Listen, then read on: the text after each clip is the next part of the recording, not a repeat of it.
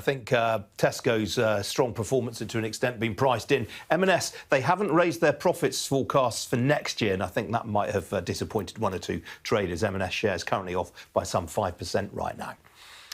Now, OVO Energy, the UK's third biggest gas and electricity supplier, is set to cut a quarter of its workforce. The news, which was broken last night by our city editor Mark Kleinman, is part of a restructuring plan aimed at saving costs amid the deepening industry crisis. Details could be announced as soon as today, and it comes amid an already difficult week for the company. Mark, the industry has collectively been losing money for the last 4 years. OVO's announcement that we expect today is part and parcel of that, I guess.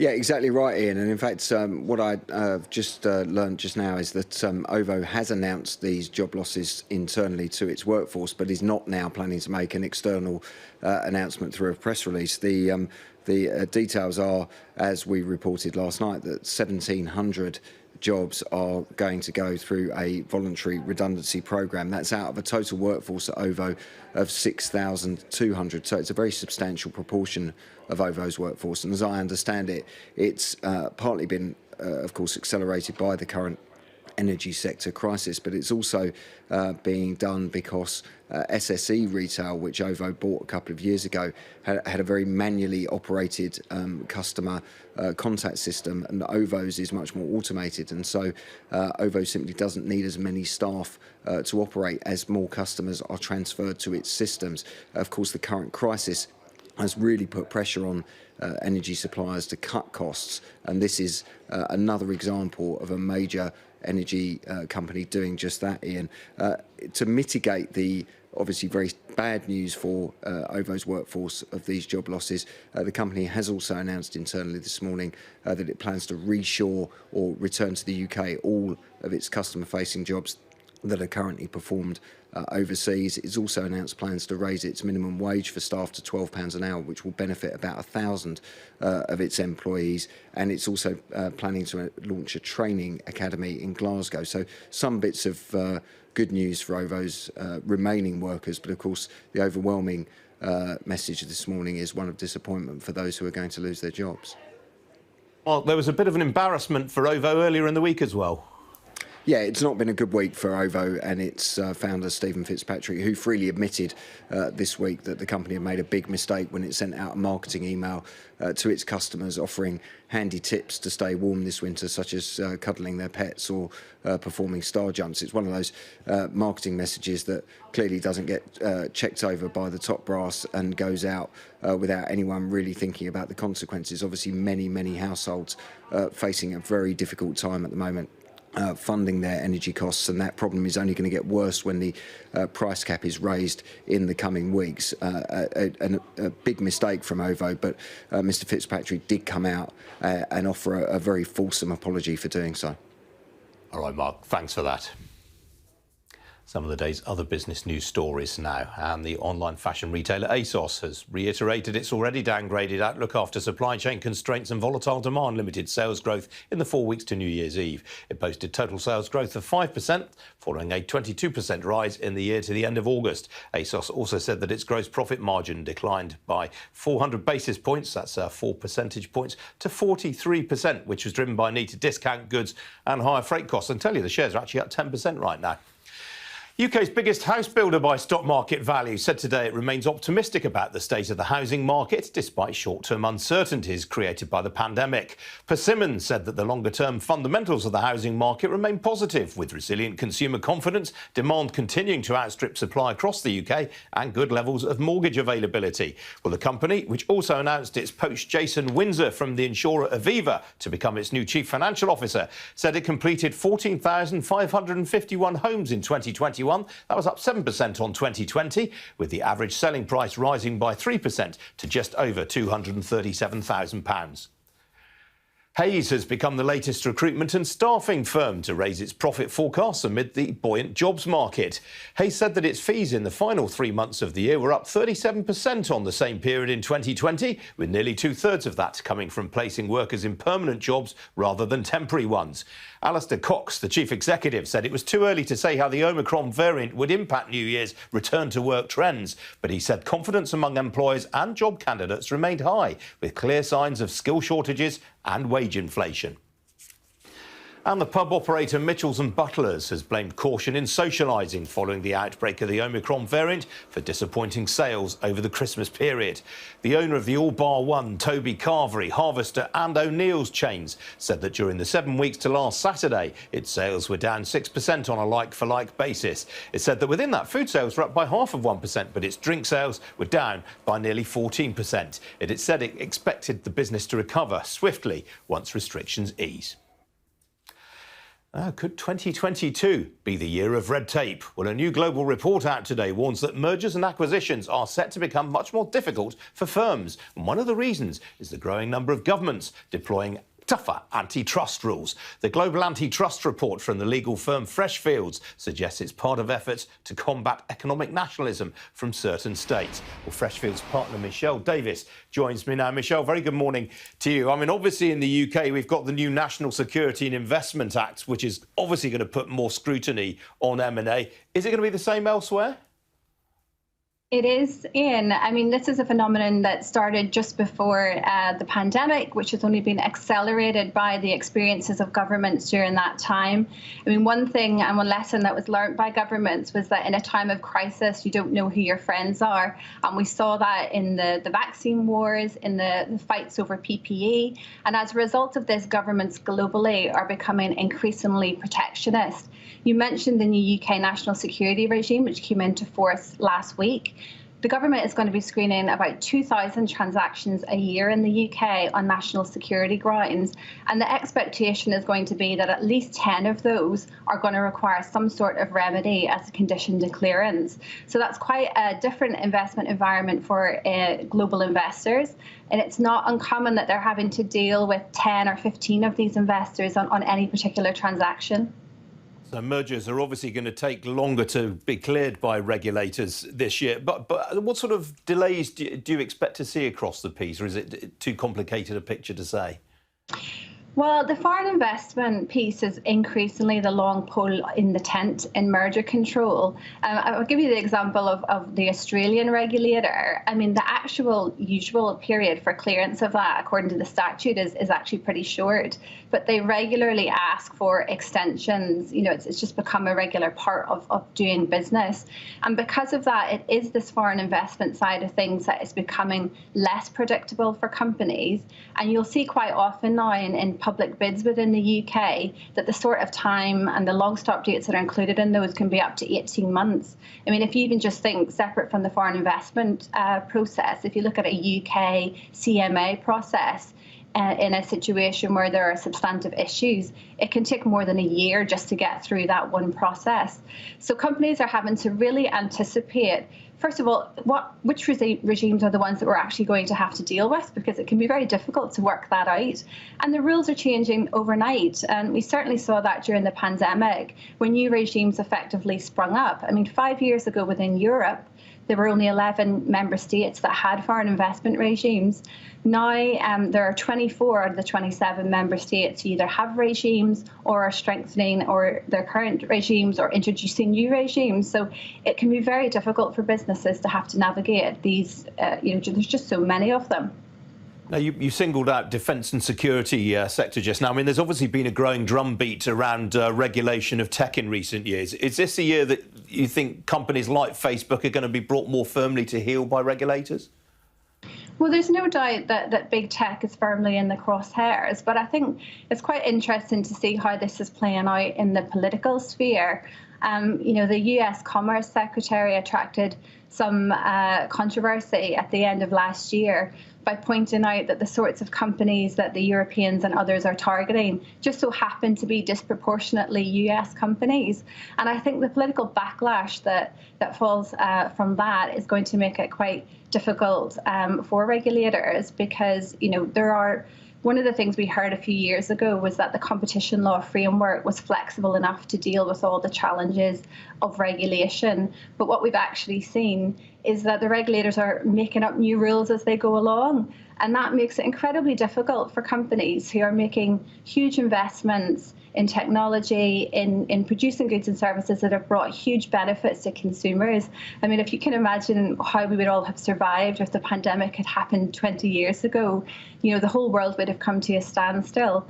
So we'll wait to see how this plays out. But, it is a very difficult landscape for companies. And, particularly when they're looking ahead, trying to make investments and working out whether the rug is going to get pulled from under them because the authorities are changing the rules as they go along. Briefly, if you would please, Michelle, another line in the report that I thought was quite interesting, the growing role of whistleblowers in supporting these investigations. Yes, it's very important for competition authorities to have people effectively telling tales when they come across anti-competitive conduct. In the last few years during the pandemic, for obvious reasons, we saw less of the sort of dawn raids that used to happen when regulators turned up at your door to investigate your premises. And, obviously resources were being focused elsewhere during the pandemic.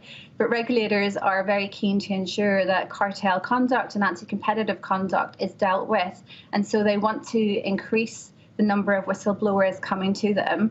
And, it is always very important that if you are going to blow the whistle, that you're the first one in the door, because that generally gets you leniency from fines. But one of the big challenges for companies is the follow-on damages actions that follow that. So, it is a difficult thing to encourage this to happen, but regulators are certainly wanting to get more whistleblowers coming forward.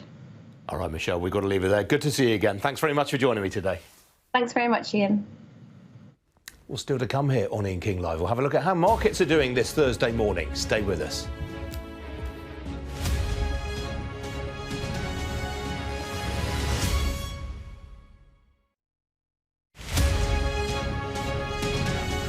So we are looking for small molecules called metabolites present in the blood, metabolites like glucose and lactic acid, and these are associated with particular cancers.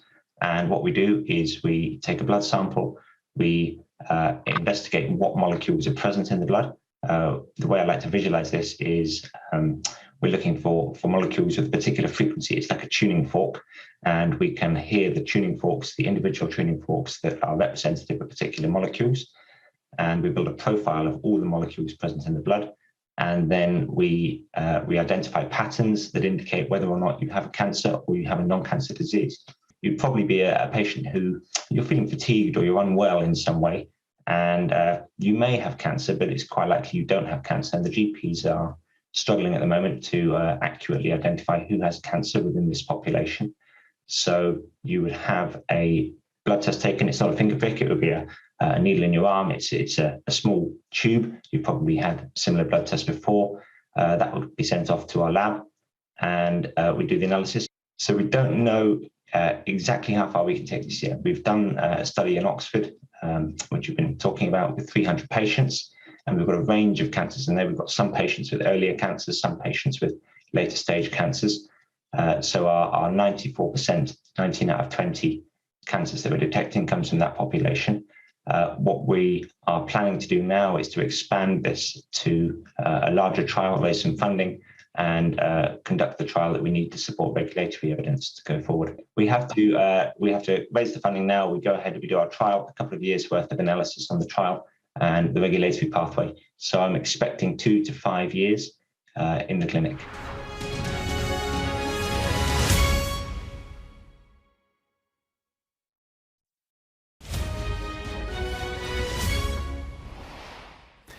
Well, stocks in the Asia-Pacific region stumbled overnight following news of a drop in Chinese bank lending last month. Sydney finished higher, but Hong Kong and Mumbai were more or less unchanged, while Tokyo and Shanghai both fell by around 1% or more.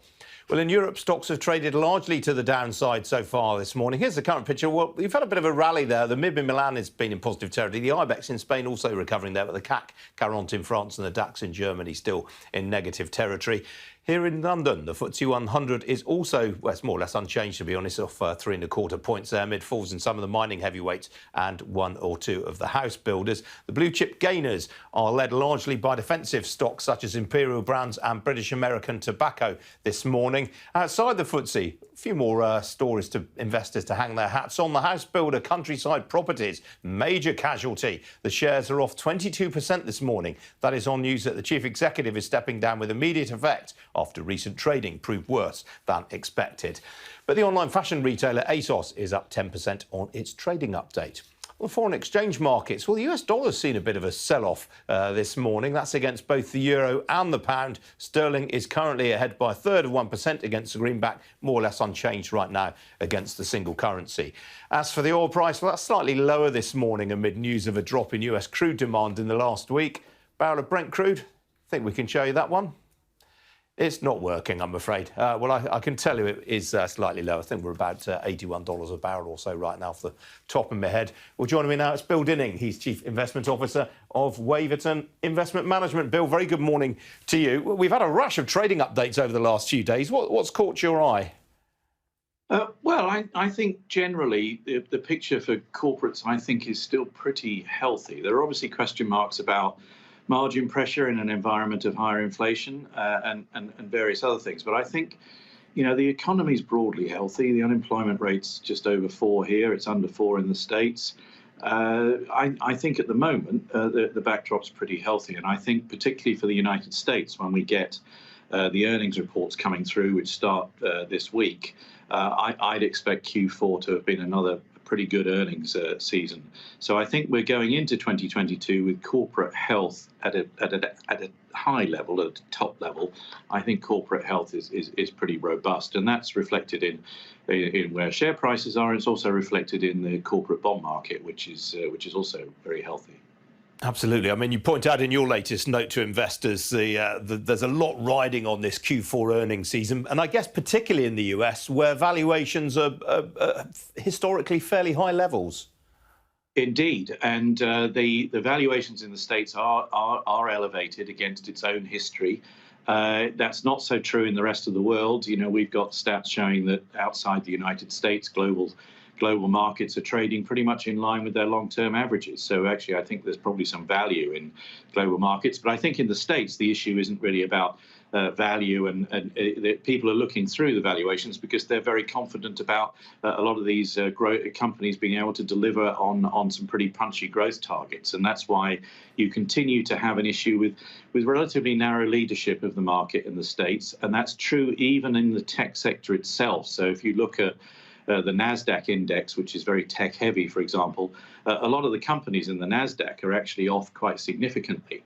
But the leading companies, generally speaking, have continued to do pretty well. And if they continue, and that some of that's based on the fact that these big technology and media companies are extremely profitable. And if that comes through again in the reporting season, then that'll help them. But the macro backdrop's important. You know, if inflation's still persistent, if that changes people's attitudes about where interest rates are going, that's going to be the bigger challenge to those growth stocks rather than necessarily their own fundamentals. That's going to be the challenge that might change that valuation to a lower level, which would be a challenge for the market. Absolutely. Now, we saw this blowout inflation number out of the US last night. I mean, you've noticed one or two rumbles in the US Treasury market over recent days.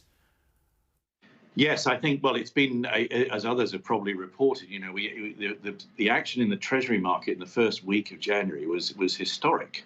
You know, if you owned the 30-year bond, you lost 9.4% of your investment in the first week of January, which is the worst week ever since 1973. So, yeah, the bond market's already had a big adjustment just in the first trading days. And I think, you know, the big question is whether or not we're still under, and we've changed sort of expectations for monetary policy. But if, in fact, monetary policy has to get tighter than the market's currently expecting, we do think that's going to be a challenge for the bond market. So at the moment, the market's pricing in, rather weirdly, about 3.5 rate rises by the Federal Reserve this year.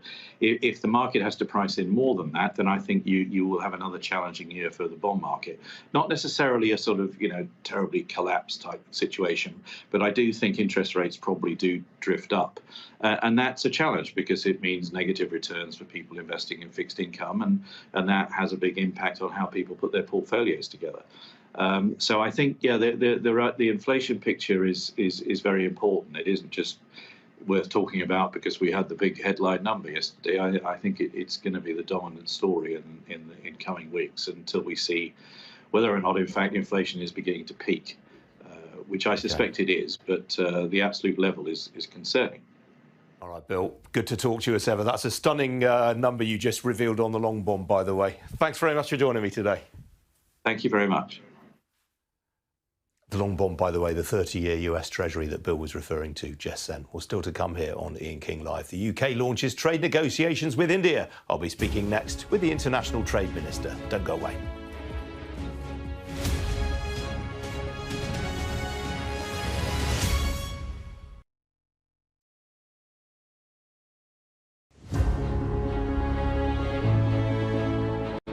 Welcome to Gabby Dave Global. We are a UK-based online e-commerce store, the first of its kind with license to trade in African products. Some of the products are clothing brands and all beauty accessories, hair and beauty brands, natural aphrodisiacs, processed and dried unprocessed food. Our mission at Gabby Dave is to connect African and Caribbean businesses to customers globally. At Gabby Dave, we ensure our sellers get the best deal for their products. We are not just here to help you reach a wider audience. We are also a distribution center to support business growth by fulfilling orders to your customers from our warehouse, making sure customers receive their products on time. We are inviting all Black-owned businesses to trade on our platform because we strongly believe Africans have a unique brand the customer would appreciate globally. So get in touch today and let us make your product and business go far.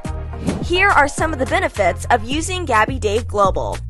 User-friendly platform, track your shipment, online support, transparent process, multiple SKUs, multiple products, a platform that encourages manufacturers as well as traders. Our marketing and PR interventions amplifies yours. Organized products and categories for easy access and navigation. Access to global community, especially within UK and Europe.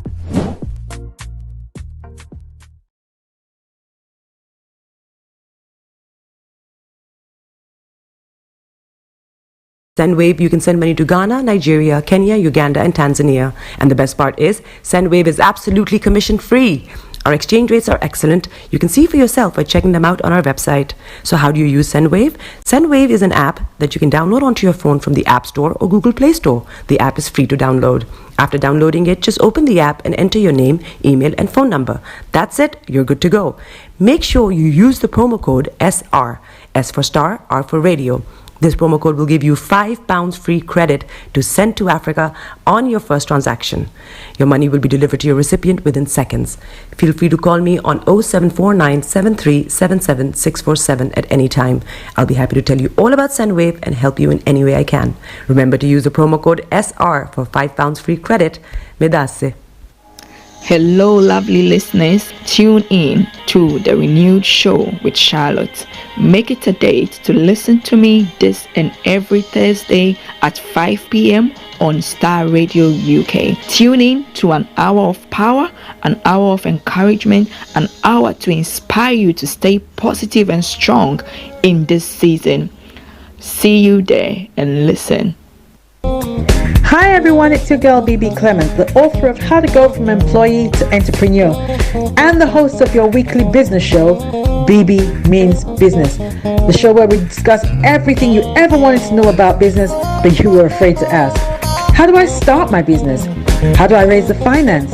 How do I grow my business? Where am I going to find my customers? Join me every Tuesday at 1:30 p.m. on Starr Radio UK to get all the information and tips that you need to become a successful entrepreneur and become financially free. Remember, don't let life dictate to you. Rather, put your signature on life.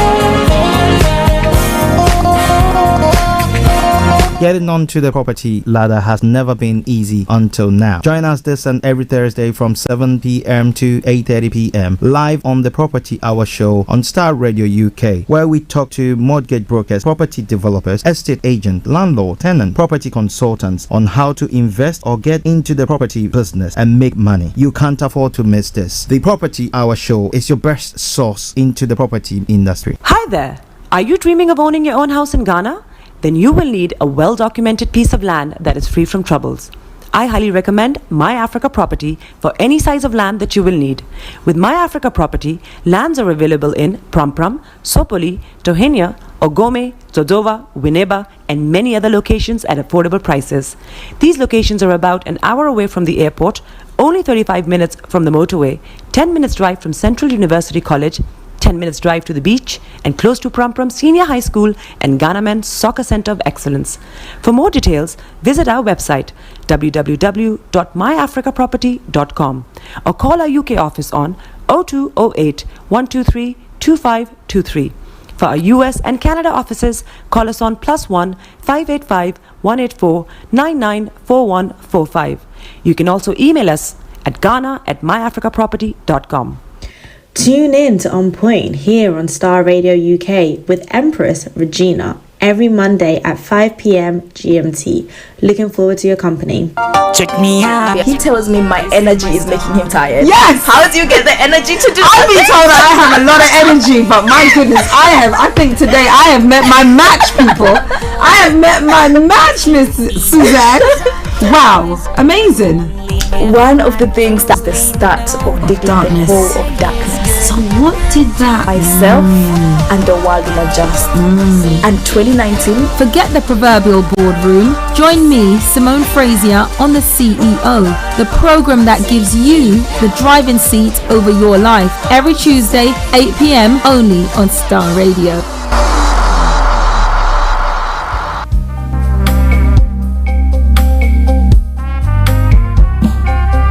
Are you looking for the fastest, reliable, and trustworthy door-to-door shipment company? Well, look no further. When was the last time your family received a shipment back in Ghana on time and in time? You are not sure? Well, Lamb Shippers, we pride ourselves with being the fastest, reliable, and trustworthy shippers you can use. You are assured of a prompt pickup anywhere in the UK by our personnel. They also make sure your items are well packaged to get to its destination in time. When it comes to door-to-door shipment, look no further. Well, Lamb Shippers, contact us on 07939009321 or 07498911820. Or you can visit our website www.welllamp.co.uk. You can also drop us a mail, info@welllamp@gmail.com. Well Lamp Shippers, fast, reliable, and trustworthy.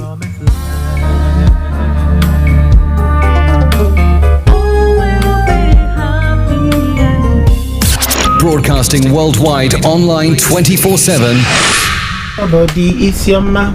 Bekutu, show them you got the cocoa set. Ladies and gentlemen, it's your boy Harry Song, aka Mr. Songs. This is the Kingmaker, Baba for the girls. We're here. This is Starr Radio. Don't go nowhere. UK, London. We they call them London for home. For here, we they call them London. And that's how you know. Just have fun and stay blessed. Hi there, this is CJ Buckman, your life coach. And whenever I'm in London, I listen to Starr Radio UK right here. But guess what? You can listen to wherever you are. Turn it on. Turn it up. Broadcasting worldwide, online 24/7.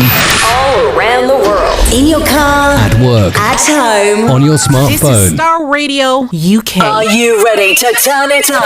10, 9, 8, 7, 6, 5, 4, 3, 2, 1. Birds flying high, you know how I feel. Sun in the sky, you know how I feel. Breeze drifting on by, You know how I feel. It's a new dawn. It's a new day. It's a new life for me. And I'm feeling good. Hey there, this is Archie. Starr Radio UK. Main show.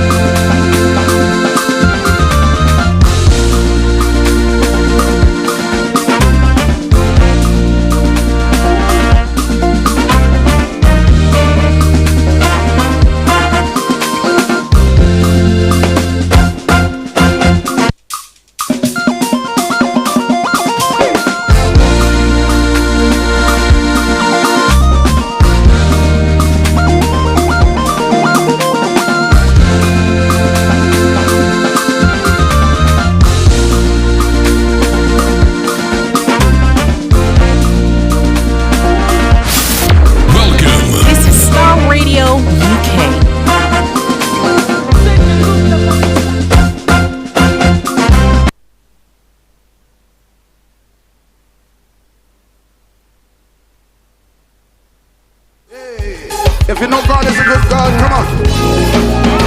Everybody put your hands together. If you know He's been good, lift your hands and say, you were good, Lord, yeah, yeah, yeah,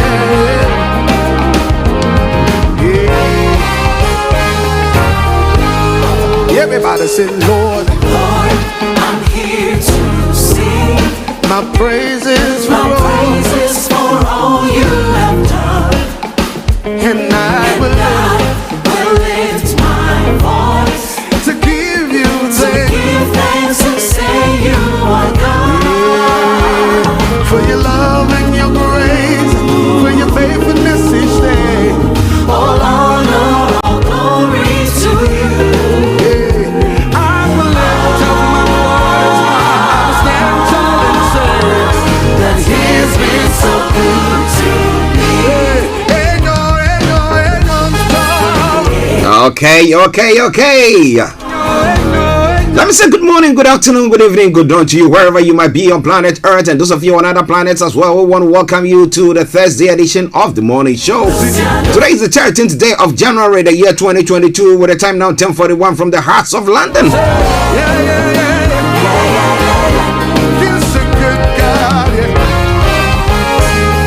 I remain yours sincerely. This is the morning show with Archie. And once again, welcome to the show. Well, I take this opportunity to say good morning to my colleagues, Mr. Frank Davids, Mr. Olaimi Koiki, Kojo D, Felix all the way in Aberdeen, to my able producer, Mr. Francis Guy as well. Also, good morning to you, gentlemen. But a special good morning also goes to Chris Fadele, CEO of Gabby Dave, it's an e-commerce, UK-based e-commerce store, who will be joining me during the course of the program this afternoon. But wherever you are listening to us from, I want to salute you all and welcome you to today's edition of the morning show. To our listeners in the US, those of you in Europe, those of you in Asia, those of you in Australia, those of you on the African continent, I salute you all. Tell a friend to tell a friend to tell a friend. The Starr Radio UK morning show is on. And invite them to like our pages as well. You can listen to us live on our own apps. If you go to your app store and just type in Starr Radio Global, and it will pop up. If you know God is a good God, come on. Or your hands together. If you know he's been good, lift your hands and say. You can just go straight to all the social media platforms. Just type in Starr Radio UK and we'll pop up and you will enjoy the shows and the ones that we are bringing your way. Subscribe to our YouTube page, and every time we are on, you will not miss a program there. However, if you miss some, just go there, just type in Starr Radio UK to all pop up and listen to whichever is appropriate for you. So once again, welcome to the show. Let me say good morning to HRH Linda Pali, and I hope you are feeling much better. Yes, Her Royal Highness. For your love and your grace, for your faithfulness. To all presenters on Starr Radio, you can salute you all, and I hope you are doing good. All right then. So let's crack on. For the program outline, if you're the first time of tuning in to listen to us, I'm going to bring you the quote of the day, the weather forecast will follow suit, then the travel update as well. We move on from there and then have a look at some of the stories making the rounds across the globe, known as global trotting. Then exactly at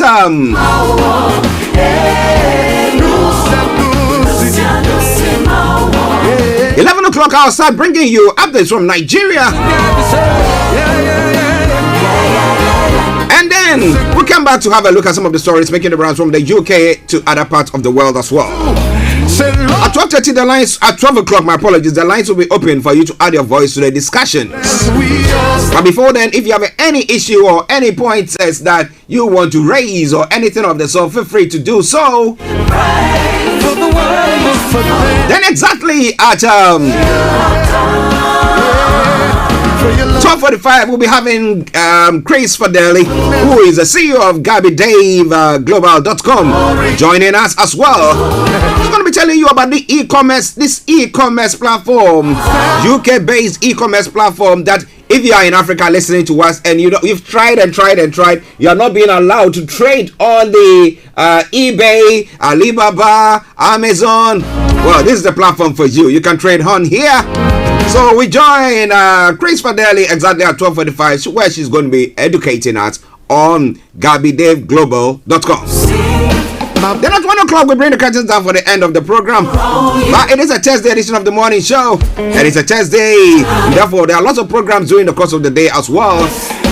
From the Renew Show to BB Means Business to the Property Hour, make sure your dials are so log on Starr Radio UK.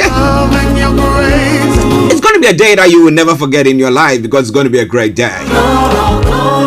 But share the broadcast with your friends and loved ones. The quote of the day says what? A paradigm like a catalyst will either facilitate or inhibit success. A paradigm like a catalyst will either facilitate or inhibit success. So, how is your paradigm shift like, and where or which direction is it going? Let me say good morning to Timothy Squire. Yeah, we know that Trump has been around for 50 years, so they will forgive us about the balloon. Oh, Timothy. Let me say special good morning also to the one and only Tassino, all the way in Moscow. Yes, I know. Tassino is cold there. Yes, so bring us some chill from Moscow with love or from Russia with love. And we send our greetings to you as well. Your hands and say, you were good, Lord, yeah. Okay, moving on straight to the weather front. For London and the southeast of England, what is at stake? Now, dry and fine for many this afternoon, with long sunny spells in places. However, one or two patches of mist and fog may be able to clear, may be slow to clear in few places. Feeling cool and calm with light breezes. Tonight will be another clear and cold night. It will remain largely dry throughout. However, mist and fog patches will likely reform in places overnight. Light breezes expected as well. When it comes to the temperature is going to be exactly 7 degrees and the lowest -1. UV level is going to be low. Pollution is going to be moderate. Sunset is going to be at 16-17. Is that right for tomorrow morning? 0801 hours. And that brings us to the end of the weather forecast for you today for London and the southeast of England. You can also share with us what the weather is like wherever you might find yourself. I'm bringing the time now to 10:48. We're going to take a quick break, and once we come back, we'll be looking at what? The travel updates. Stay tuned. Hello, lovely listeners. Tune in to the renewed show with Charlotte. Make it a date to listen to me this and every Thursday at 5 p.m. on Starr Radio UK. Tune in to an hour of power, an hour of encouragement, an hour to inspire you to stay positive and strong in this season. See you there and listen. Check it out. Keep your eyes on the road. Keep your eyes on the road. This is Starr Radio UK. Yes, so keep your eyes on the roads, keep your eyes on the roads. I'll keep you navigated. I promise I'll be on the Starr Radio travel update. I come to you every weekday from 10:40. It's now 10:49. So what is the travels like this morning for you? On the Central Line, there are minor delays. Those of you in London, yes, minor delays are due to signal failure at Hainault. Good service on the rest of the line. So if you are traveling between Leytonstone, Woodford via Newbury Park, you'll be facing some delays there. Now, there are planned closures on Waterloo and City Line. That aside, all the underground lines have got good service. Now, still on the London Overground, until tomorrow, Friday, a reduced service is operating every 30 minutes between Sarriquays and New Cross. So please check before you leave. And then there are 30 minutes delay trains there as well between Richmond and Wilson Junction as well. But keep your eyes on the roads, keep your eyes on the roads. I will keep you navigated, I promise. Our bond, that aside, TFL Real Deal, our London Tramlink have all got good service. Check it out. Keep your eyes on the road. Now moving on straight to the river bar this morning. Apart from the Woolwich Ferry that is still suspended, all the others have got good service. Now let's move on straight to the National Rail. On the National Rail this morning, C2C, minor delays, cross country, special service, First Trans-Pennine and Express, special service, Gatwick Express, Great Western Railway, Northern Rail, special service, Southeastern, Southern, Thameslink, special service there as well. But keep your eyes on the roads. Check before you leave so you don't miss any of your appointments. Now let's move on to the final segment of the travel update. That is the major roads in London. Let me tell you what is happening there. On the major roads in London, A10 has got closures, A316, closures, A4, closures, Central London Red Routes, closures, A20, serious delays. So please, check before you leave. But like I would say all the time, well. Good morning, good afternoon, good evening, good dawn to you wherever you might be on planet Earth. Enjoy your commute for today, but you know what? Continue to keep those eyes on the road.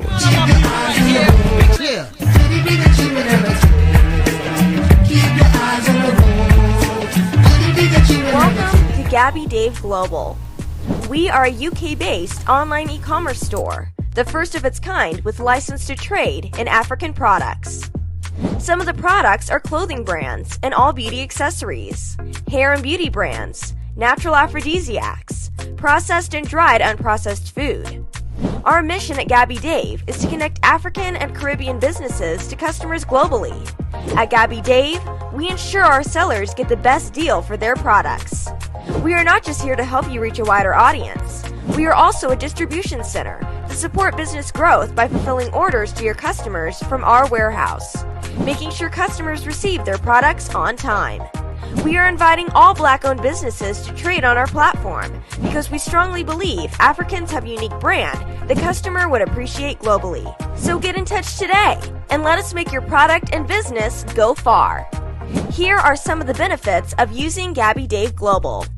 User-friendly platform, track your shipment, online support, transparent process, multiple SKUs, multiple products, a platform that encourages manufacturers as well as traders. Our marketing and PR interventions amplifies yours. Organized products and categories for easy access and navigation. Access to global community, especially within UK and Europe.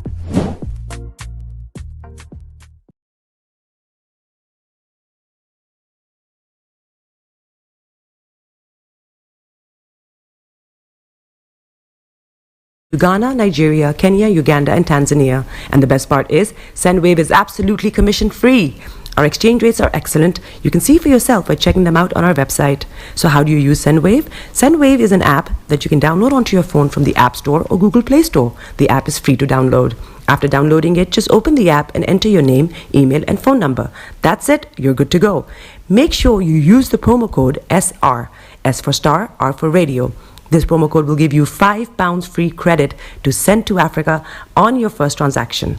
Your money will be delivered to your recipient within seconds.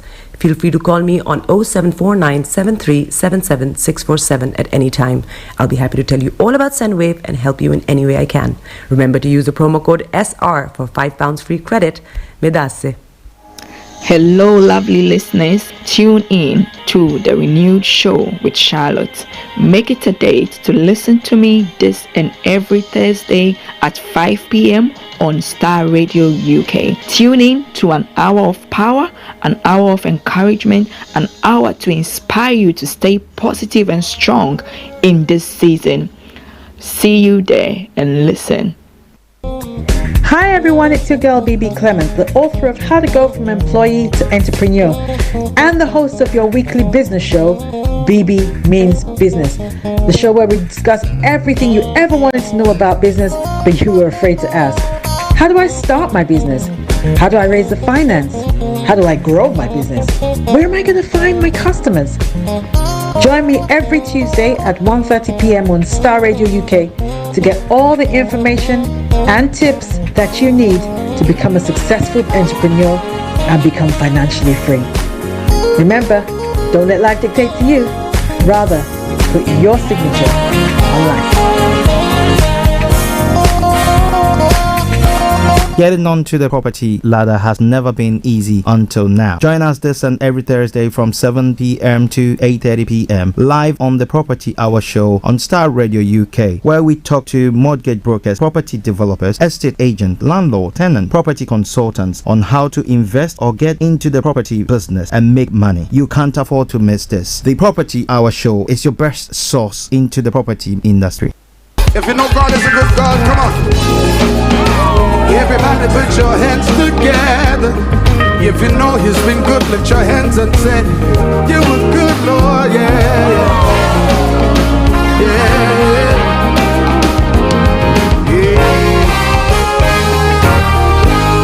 Yeah. Everybody say, Lord, Lord, I'm here to sing my praises for all you have done. And I will lift my voice to give you thanks and say you are God. Yeah. For your love and your grace, for your faithfulness each day. All honor, all glory to you. Yeah. Well, it is Starr Radio UK, your favorite African and Caribbean radio station in London. That He's been so good to me. Welcome back to the program. 4 minutes to the top of the hour, and let's crack on. Let me bring you or take you global trotting wherever you are.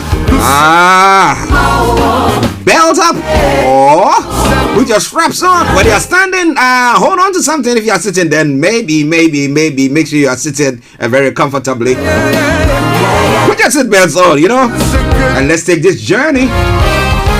It could be bumpy, but rest assured, I'll take you to your destination in peace. Okay, starting from home here, the Prime Minister cancels trip after family member tests positive.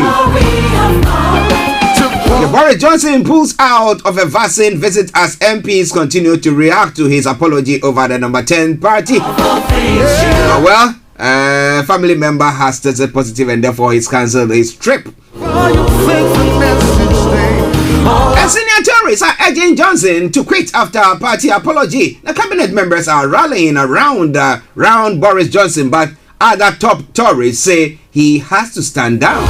Now, what is your take on this? Because we've looked at it, we've talked about this from the last week till yesterday when he went to the House of Parliament and everything with all the revelation that has come out, and he coming out being a man and coming out to say, look, I apologize for whatever happened. But back in the day when the Queen herself, when Prince Philip even died, because of the instruction that was given, she was sitting alone.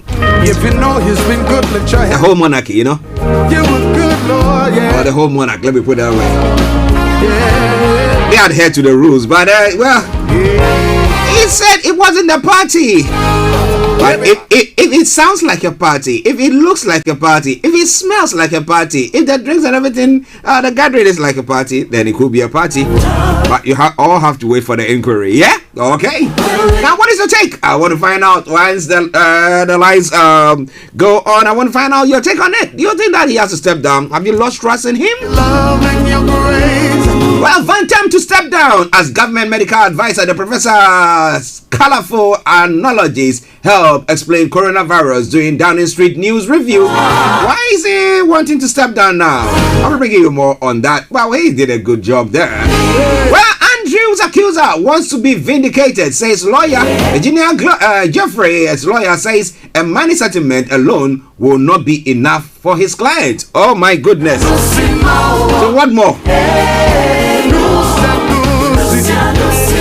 Well, it's all coming your way from Starr Radio UK, your favorite African and Caribbean radio station in London. Well, Starr Hobson's mother is to have a sentence reviewed. The Attorney General says the 8-year jail term for Frankie Smith is unduly lenient. I'm moving on to the world front as well. Germany convicts Syria of crimes against humanity. The trial of Anwar Razlan was the world's first criminal case over state-led torture in Syria. Okay, interesting. Interesting. We'll be talking about that because I have got few issues or few cases that I think that if that is what is happening, we need to see more people brought to justice on that front as well. Well, although the visa round seems to be going on in Australia pertaining to Djokovic, well, he is in the draw. Okay, Djokovic in Australian Open draw. Despite the visa round, the defending champion is in the draw, even though authorities are still deciding whether to deport him. I bet they wouldn't do that. It will just throw everything off board. So, well, let's get on with it. Well, in the US, Biden's speech on presidential says top Republican Mitch McConnell says Mr. Biden's likening of Republicans to civil rights era racists is beneath his office. But they are doing everything to disenfranchise the blacks, you know. Okay. A terrified Afghan teacher still hiding from Taliban. Afghan teachers employed by the British Council say they are still in hiding from the Taliban. That is quite a scary one. Unvaccinated Canadian loses right to see his child. The father is not allowed to see the 12-year-old until next month unless he gets vaccinated. Oh my. Have you not taken the vaccine? Now, if they introduce that here in the UK for you, how would you feel? Just as we are. Now, Australia equals hottest day on record at 50.7 C. Oslo in Western Australia recorded 50.7 Celsius on Thursday, equaling a record set in 1962. Coming away from Starr Radio UK, your favorite African and Caribbean radio station in London. Well, after 7 months, Nigeria has decided to lift the Twitter ban. A suspension imposed last June is reversed after the networking site agrees to open a local office. Did they do that because they thought that, well, they went to open a sub-regional office in Ghana and therefore they were upset about that? Is that why they did that? Or because they were using that to tweet whatever government is doing that is adverse?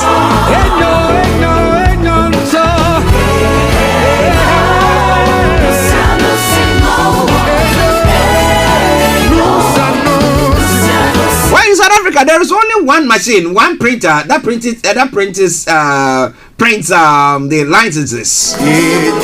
And interestingly, you know what is happening on that front? It's happened that the machine, the printer is broken down. And the explanation that the minister is giving is that says the country has only one printer to reduce the risk of illegal licenses. Oh my, oh my. Interesting.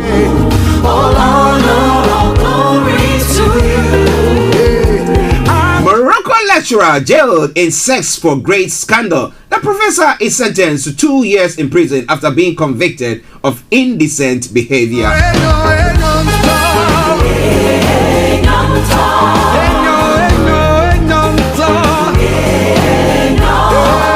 Still in South Africa, arrest over cannabis plants at president's office. Protesters planted the cannabis in a vegetable garden near the South African president's workplace.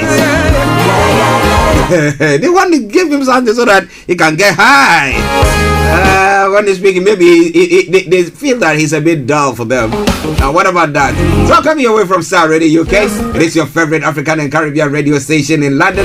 South African indigenous king arrested for growing wheat at the presidency.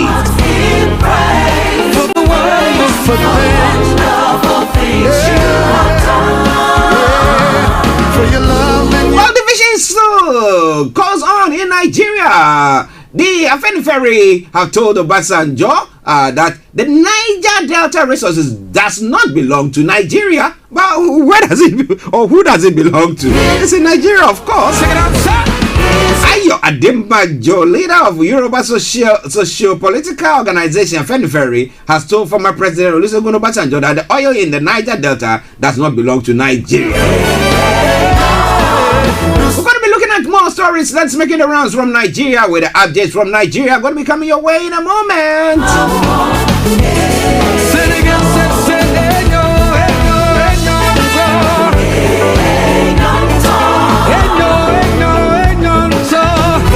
Well, in Ghana, there is an attempt by the National Insurance Commission to collapse some insurance firms, but information coming through says that it is all useless and retrogressive. Now, if they cannot pay the the capital that they're supposed to be paying, I've forgotten the term that they use for that, but I'm going to bring you that in a moment. Do you think that they should be collapsed as they did to the banks and the fact that people lost their jobs? And can you just imagine the confusion that's going to be coming or ensuing because of this? I want to know your take on that once we get to Ghana as well, or once the lines are open.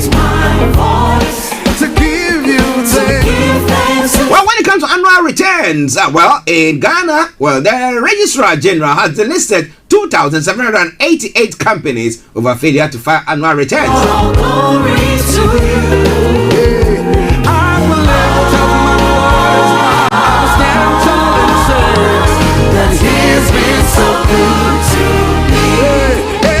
It's all coming away from Starr Radio UK, your favorite African and Caribbean radio station in London.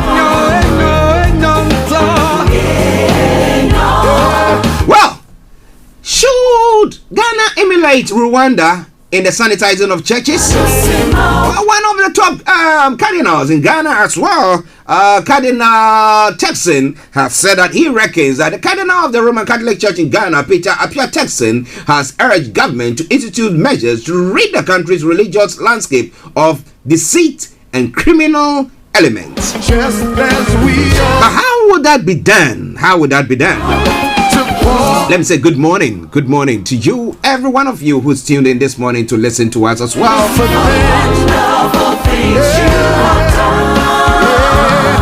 your love and your grace, for your faithfulness each day, all honor, all glory to you. So I want to have your take on that as well. That he's been so good. Check it out, shot. He's been so good to me. Ain't no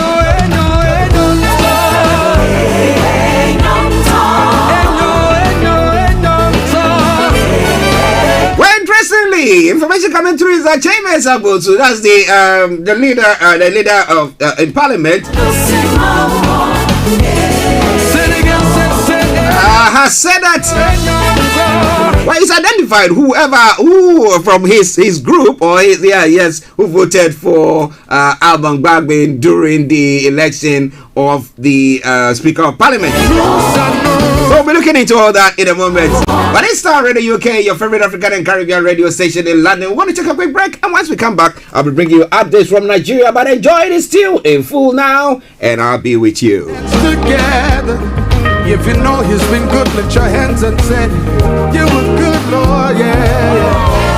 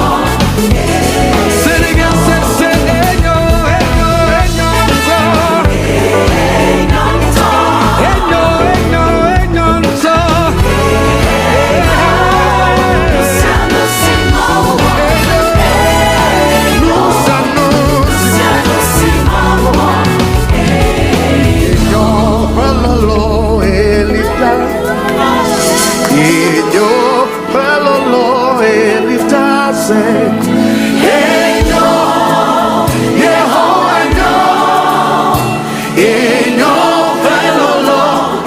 Say it again, hey, no, you've been so good to us, Lord. Yeah.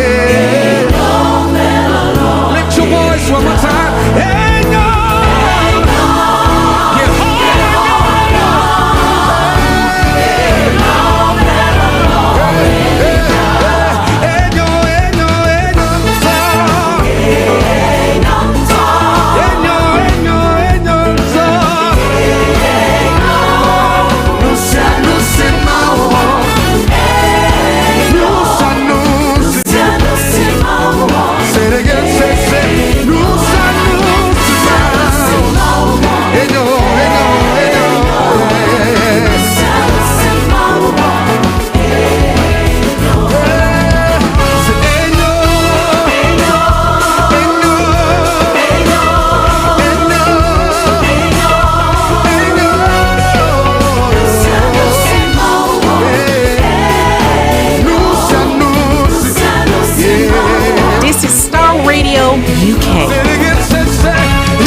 Broadcasting worldwide, online 24/7. All around the world. In your car, At work, at home, on your smartphone. This is Starr Radio UK. Are you ready to turn it up?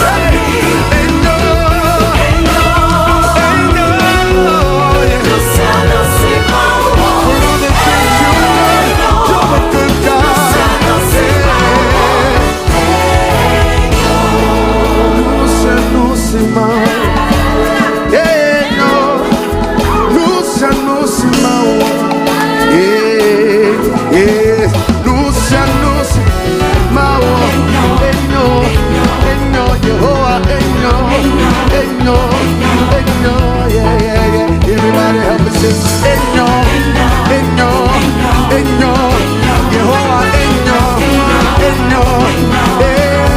Say it again, say.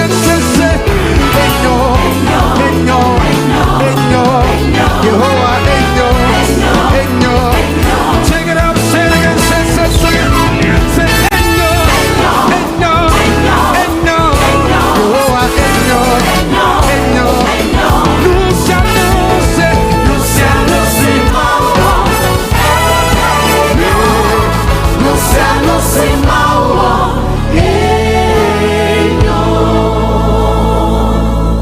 Hi guys, this is your friend Uruj from SendWave. SendWave is a money transfer app that is used by people all over the world to send money to their loved ones in Africa. With SendWave, you can send money to Ghana, Nigeria, Kenya, Uganda, and Tanzania. And the best part is, SendWave is absolutely commission-free. Our exchange rates are excellent. You can see for yourself by checking them out on our website. So how do you use SendWave? SendWave is an app that you can download onto your phone from the App Store or Google Play Store. The app is free to download. After downloading it, just open the app and enter your name, email, and phone number. That's it. You're good to go. Make sure you use the promo code SR. S for Star, R for Radio. This promo code will give you £5 free credit to send to Africa on your first transaction. Your money will be delivered to your recipient within seconds. Feel free to call me on 0749 7377 647 at any time. I'll be happy to tell you all about SendWave and help you in any way I can. Remember to use the promo code SR for £5 free credit. Medasse. Hello, lovely listeners. Tune in to the renewed show with Charlotte. Make it a date to listen to me this and every Thursday at 5 p.m. on Starr Radio UK. Tune in to an hour of power, an hour of encouragement, an hour to inspire you to stay positive and strong in this season. See you there and listen. Hi everyone, it's your girl BB Clement, the author of How to Go From Employee to Entrepreneur and the host of your weekly business show, BB Means Business, the show where we discuss everything you ever wanted to know about business but you were afraid to ask. How do I start my business? How do I raise the finance? How do I grow my business? Where am I going to find my customers? Join me every Tuesday at 1:30 p.m. on Starr Radio UK to get all the information and tips that you need to become a successful entrepreneur and become financially free. Remember, don't let life dictate to you. Rather, put your signature on life.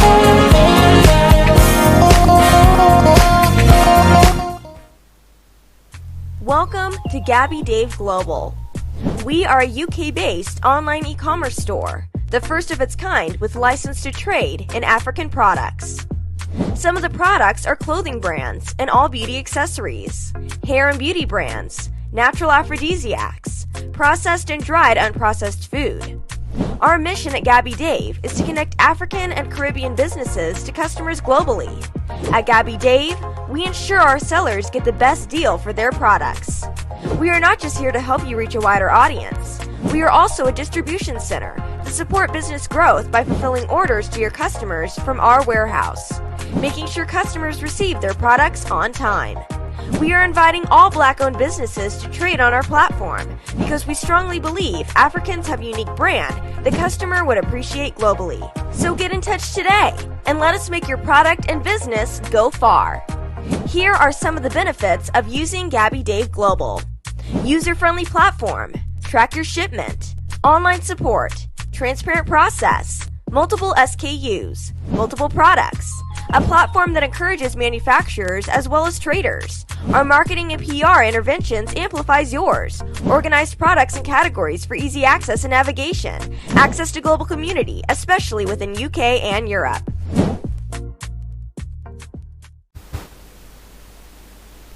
Welcome back to the program. It is Starr Radio UK. It is your favorite African and Caribbean radio station in London. And as I announced earlier on, Gabby Dave, the CEO, will be joining me exactly at 12:45 this afternoon.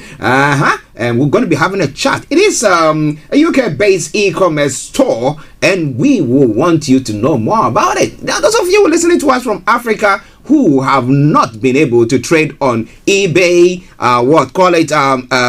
Amazon, what's the other one, Alibaba, and all these ones. Well, this is a UK-based e-commerce store where when you trade on, it doesn't matter. I mean, so far as it's something that can be transported, I mean, whatever it is, the list is there on the end, and make sure you get in touch with us during the course of the program, or get in touch with or go onto the website www.gabbydaveglobal.com. Just go there, and then you have all the information that you need to know. But I promise you that this afternoon, exactly at 12:45, we shall have Chris Fadele, CEO of Gabby Dave, joining me on the program. Okay, it's now gone 18 minutes past the top of the hour, as I announced earlier on this afternoon. Exactement at 5 o'clock. Charlotte Odum will be coming your way with a renewed show. So make a date with her. The renewed show will be coming your way with Charlotte Odum. Make a date with her. And then it will continue with BB Means Business, a repeat broadcast of what we did last Tuesday. There's going to be a repeat broadcast of that this afternoon at 6 o'clock this evening as well. And then after that at 7 o'clock, KB Bossman and Vicky Newton will be coming your way with a fair edition of the Property Hour show here on Starr Radio UK. So make sure you join in on all the programs that I've talked about there. It's all coming your way from Starr Radio UK. You know what we do? We make sure that we bring you every program that is tailor measured to help you in your work or in your doings, whatever things that you are doing. So once again, welcome to the show. Welcome to the show. But I beseech you, brethren, by the mercies of God, share the broadcast with your friends and loved ones. Timothy Squire, yes, Timothy Squire is listening to us from Ohio, and he said, we are willing to forgive about the Trump balloon. Just know Trump is an American hero for 50 years now, historically. Okay, that is good. Yes, nice to know as well. All right then. So now let's move on to updates from Nigeria. Updates from Nigeria, all coming away from Starr Radio UK, your favorite African and Caribbean radio station in London. Now, interestingly, okay, some information that is coming through now. Okay, let me bring that your way before we move on to some of the other stories. Again, a collapsed building in Nigeria. Following the collapse of a building housing a branch of Salvation Ministry at Opanam, Asaba, Delta State, where many worshippers were reportedly trapped. Bishop Ibiyomi, founder of the ministry, has paid visit to hospitalized victims. Recall that the building, which was rented by the church for worship purpose, collapsed during service on Tuesday. Confirming the incident, the church, in the statements issued and made public on Wednesday, sympathized with the victim, saying an investigation is ongoing. The statement reads, Salvation Ministry is aware of the incident that occurred on the 11th of January 2022 at Opanam, Delta State, Nigeria, in a one-story building which the church occupies the first floor as a tenant with other tenants occupying the ground floor as well. The church is currently working with relevant authorities in investigating the cause of the incident. Our immediate prayers and thoughts are with the persons and families affected by the incident, and the church is committed to providing all necessary support while an investigation is going on. That is coming your way from Nigeria with updates from Nigeria. Okay.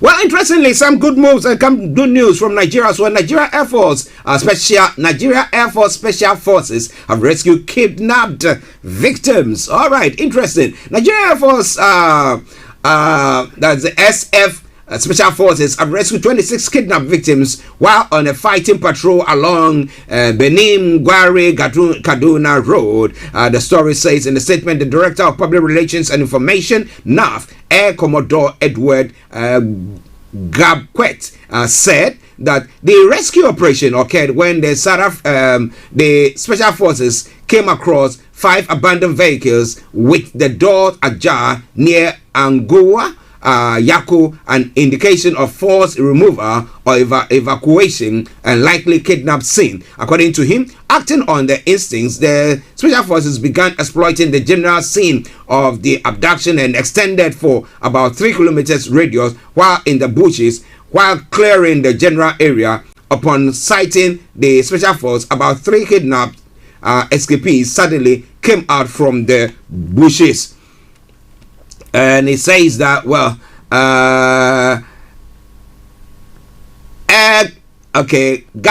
Gabquert said that the further searches by the Special Forces led to the discovery of 4 different groups of victims hiding in the bushes. After a thorough search further into the hinterland, a total of 26 victims were released. He noted that an interrogation, the victims who were traveling from Benin Gwari to various locations including Kaduna, Mina, and Kano, revealed that while en route, a large number of bandits in 3 groups suddenly appeared from the bushes from 3 different directions along the route and surrendered their vehicles. And he goes on further to say, however, on sighting the Special Forces, the kidnappers fled into the bushes with a handful of the victims, while the other majority took cover and hid in the bushes until the Special Force they sighted the Special Forces. The NAF SF, that is the Nigeria Air Force Special Forces, have extended their operations within the area with the hope of rescuing remaining kidnapped victims, while those rescued have since been moved to the 461 Nigeria Air Force Hospital Kaduna for thorough medical examination. Well, good luck and well done to them. We congratulate them for a good work that has been done. But, well, we think that more has to be done to stop such occurrences. All right, then, still coming away from Nigeria, updates from Nigeria. A court has struck out criminal charges against Imo Deputy Speaker over alleged 75 million naira fraud.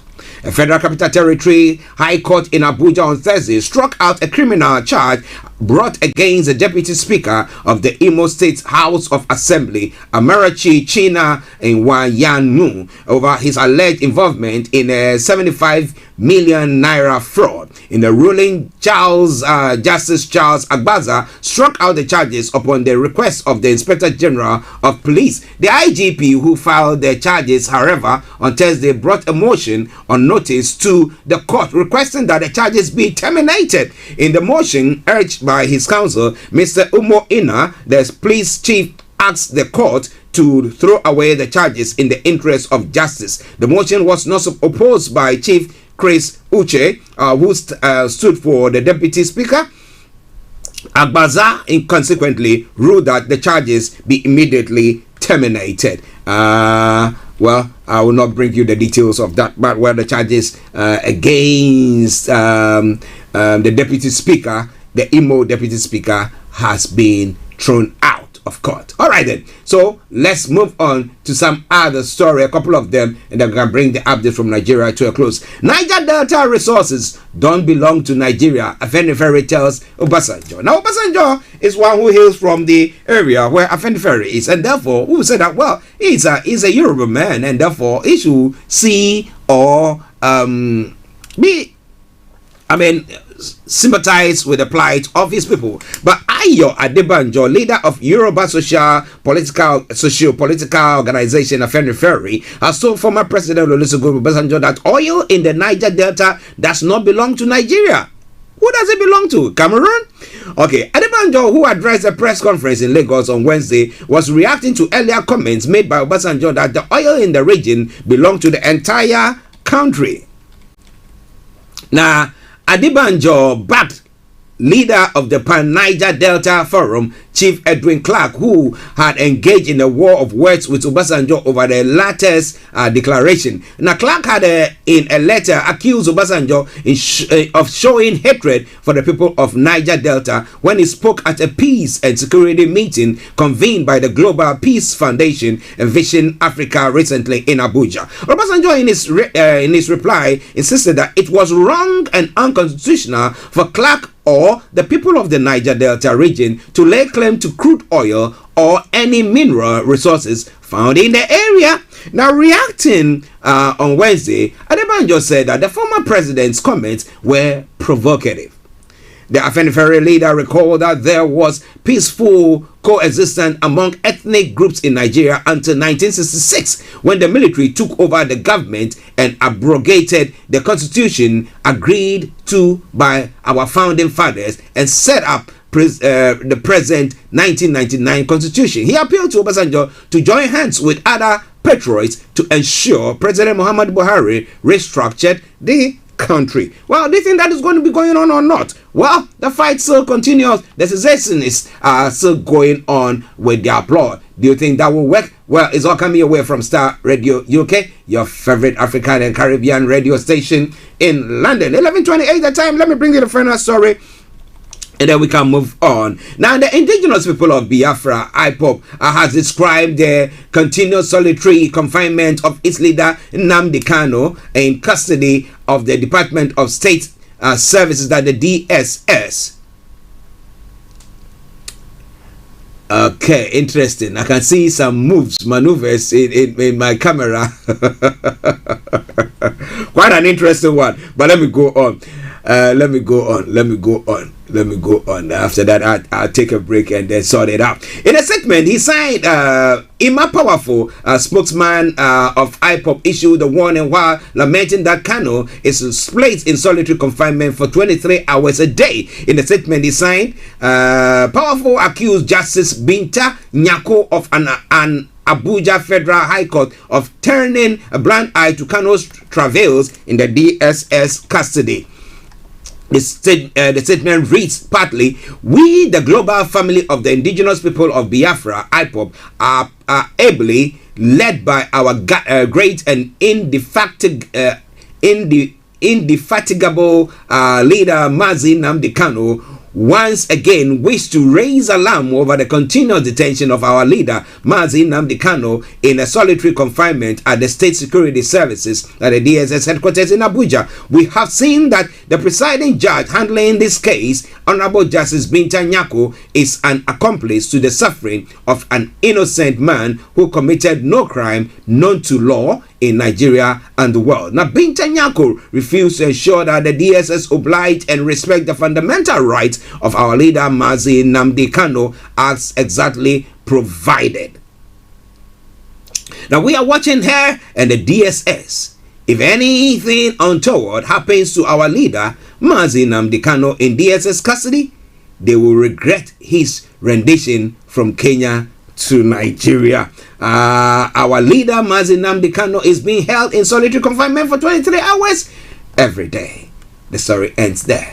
And that is where I bring to a close the updates from Nigeria. And it is Starr Radio UK. It is your favorite African and Caribbean radio station in London. A final story from Nigeria. Let me bring that your way. And that pertains to the Twitter ban that has been lifted in Nigeria. The Twitter ban, the government has finally lifted the Twitter ban in Nigeria. And after how many months?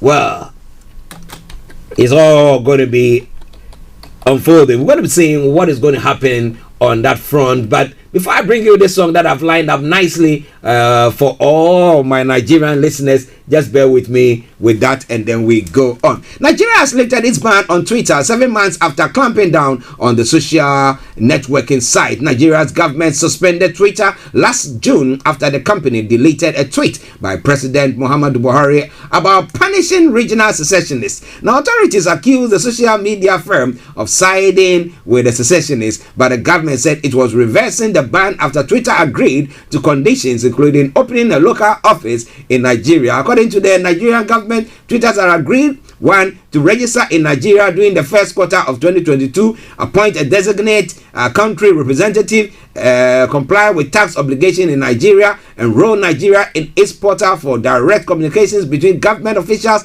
and Twitter to manage prohibited content that violates Twitter community rules. The final one is act with a respectful acknowledgement of Nigerian laws. Well, so that is what they have done. Twitter did not say if it had agreed to the government demands, but tweeted that it was pleased to be restored in the country and was deeply committed to Nigeria. The move allows millions of people in Africa, most populous nation, to use the platform again. Many Nigerians had continued to access the site of their suspension using virtual private networks, but most corporate organizations, including many media outfits, had obeyed the government's order. Well, if they do it, then it could be traced. But if you are using the VPN, I mean, there's no way that they could have come and do anything against you. Well, so it is all coming your way from Starr Radio UK. We take this music break. This is from Sonny Okuson. He says, "Which way, Nigeria?" Enjoy it, and I'll be with you. Stay tuned.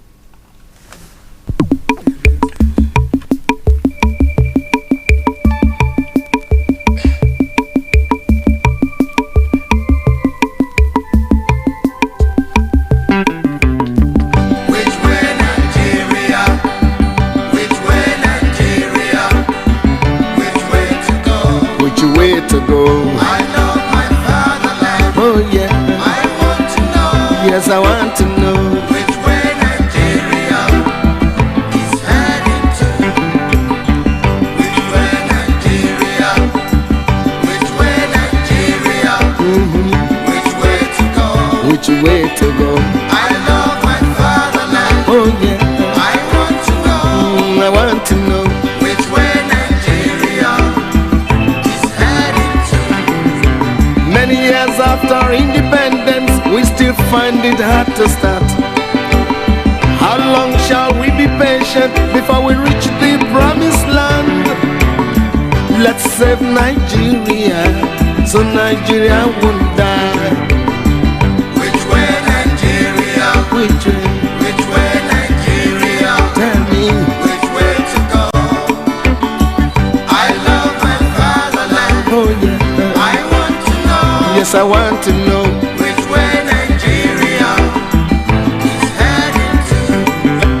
Every little thing that goes wrong, we start to blame the government. We know everything that goes wrong because we are part of the government. Let's save Nigeria, so Nigeria won't die. Which way Nigeria? Which way?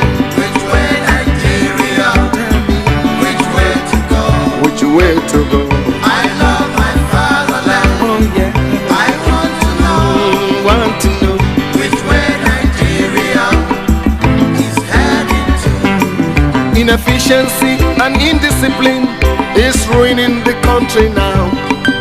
Corruption here, there and everywhere. Inflation is soaring high. Let's save Nigeria, so Nigeria won't die. Which way Nigeria? Which way Nigeria?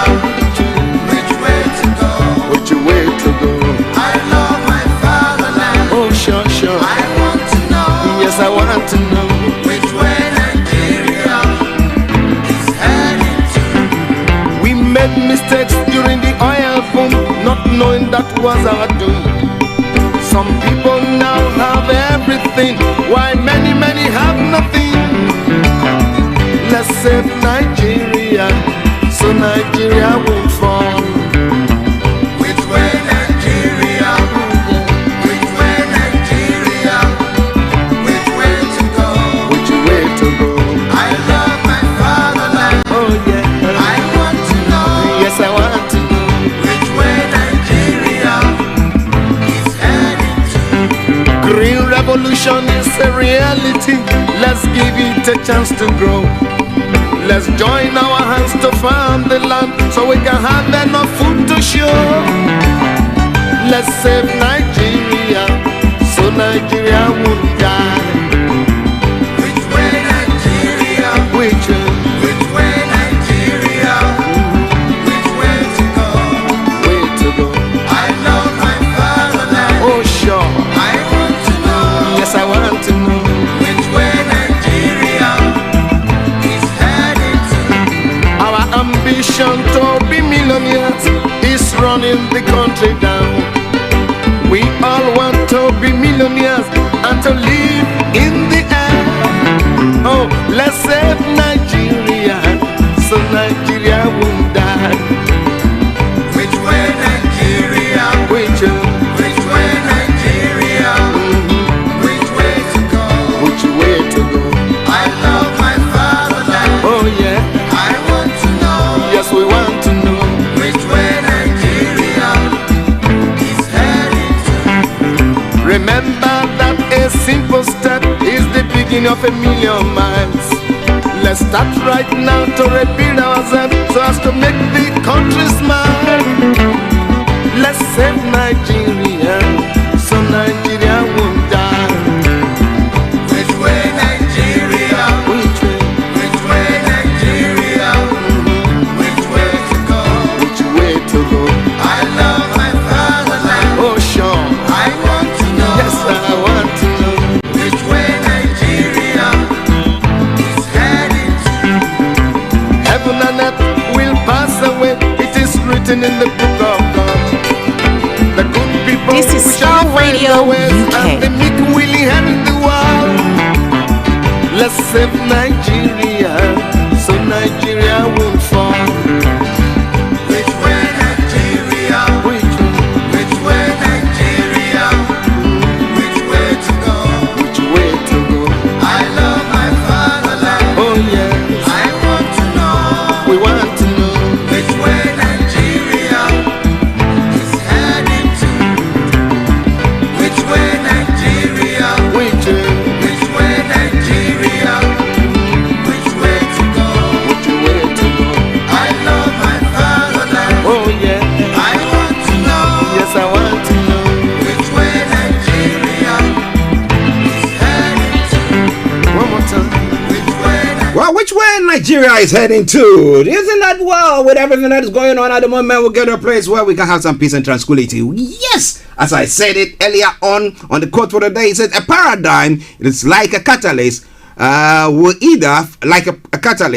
either facilitate or inhibit success. So it depends on the paradigm shift. I mean, where the minds of our leaders are or what they intend doing, that might change or change for the good or for the bad. But what do you think is going to happen? I want to have your take on all that once the lines are open. But as I announced earlier on, remember, exactly at 12 o'clock, the lines will be open for you to add your voice to the discussions. But before then, you have any take on the issues that is being discussed this morning, feel free. Maybe even where you are, there are some stories that is making the rounds there. Anything that, whoa, this is something that you want to share with us, feel free and share it with us as well. We would love to know. We would love to know what you think about all that. It's all coming your way from Starr Radio UK.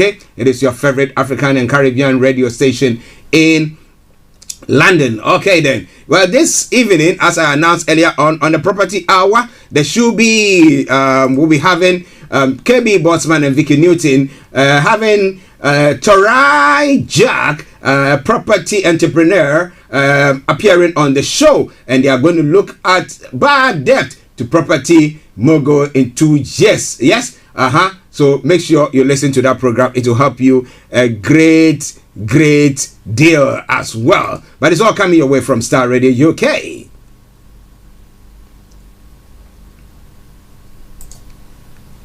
All right then, and then before then we should have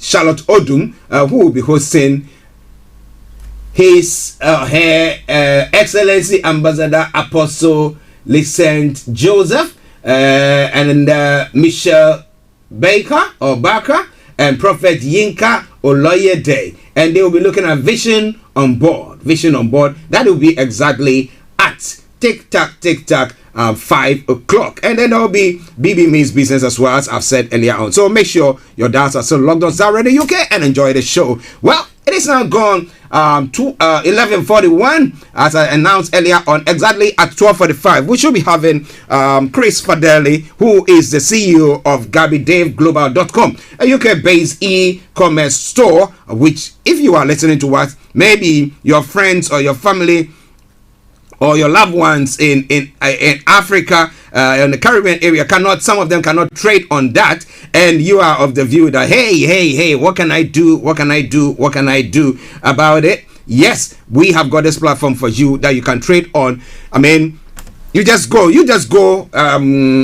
it, GabbyDaveGlobal.com, www.GabbyDaveGlobal.com, and once we have Chris also with us, the CEO, she'll be throwing more light and educating you on what you can do to be able to trade on that platform as well. It is all coming your way from Starr Radio UK. It is your favorite African and Caribbean radio station in London. I am Archie, and let's continue with the program, starting from home here in the UK. So what's up?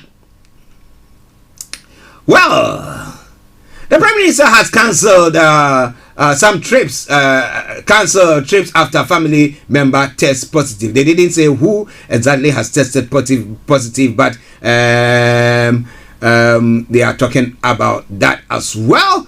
So he has cancelled and he has to isolate. Now, Prime Minister has made right decision on COVID. Rees-Mogg is saying, and Van-Tam advice invaluable during pandemic, says the Prime Minister, and supportive Sunak or reluctant Rishi. We will be looking into those stories once again. But Boris Johnson, senior tourists, urged Prime Minister to quit after party apology. And I'm asking this morning, that do you think he should quit? I mean, you could see the sincerity in that apology.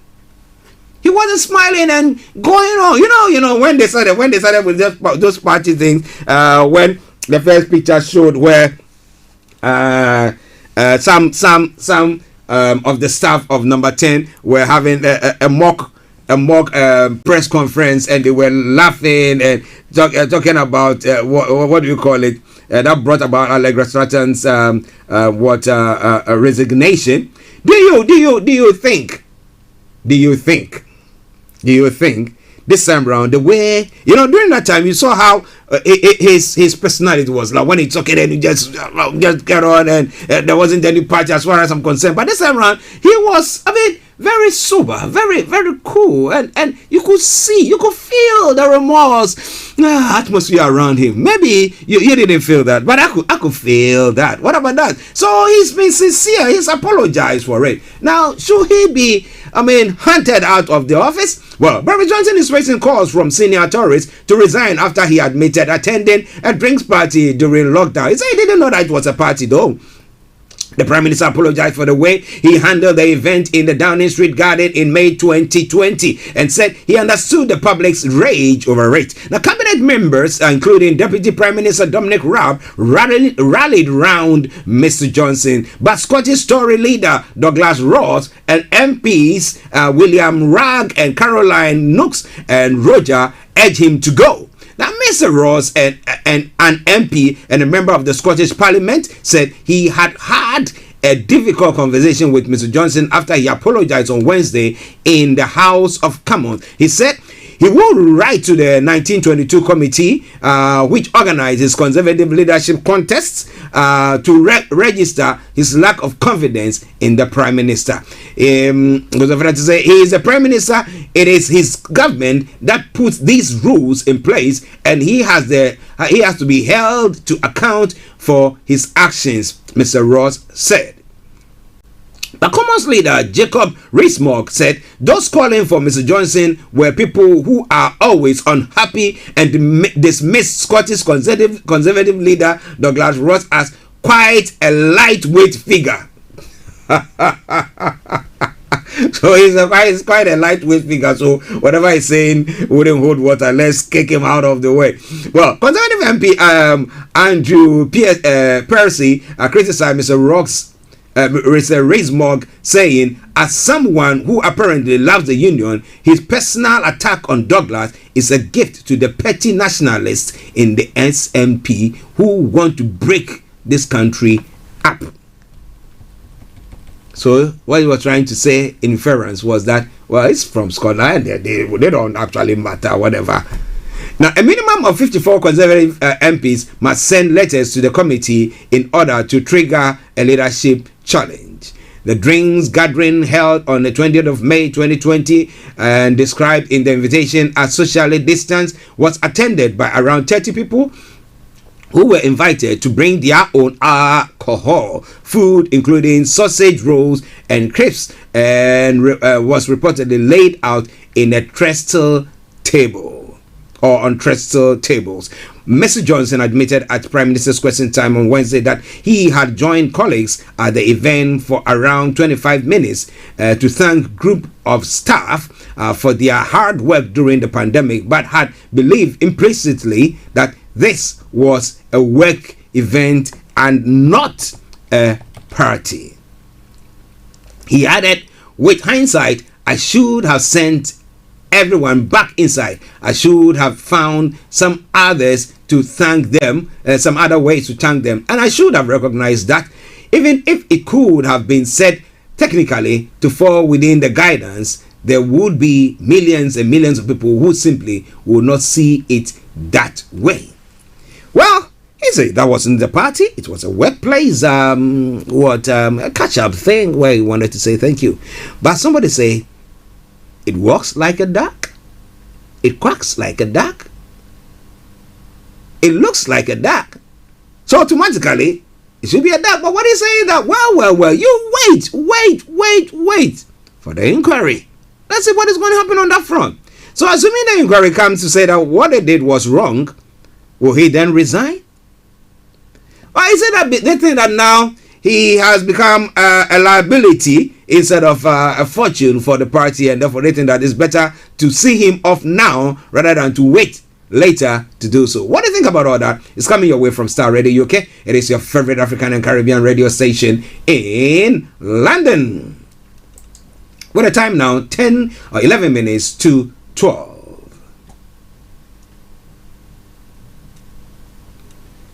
Well, 6 million people on waiting list in England. That's one of the stories making the rounds here in the UK. The story says that the number of people on a hospital waiting list in England has hit 6 million for the first time. The NHS data shows around 1 in 20 of those have been waiting more than a year. This figure is for the end of November and covers operations such as knee and hip surgery. That is before Omicron hit, so it's likely these figures will have even worsened. Now, meanwhile, waits at A&E reached record worst level in December. Just over 73% of those who arrived at an emergency department were seen in 4 hours.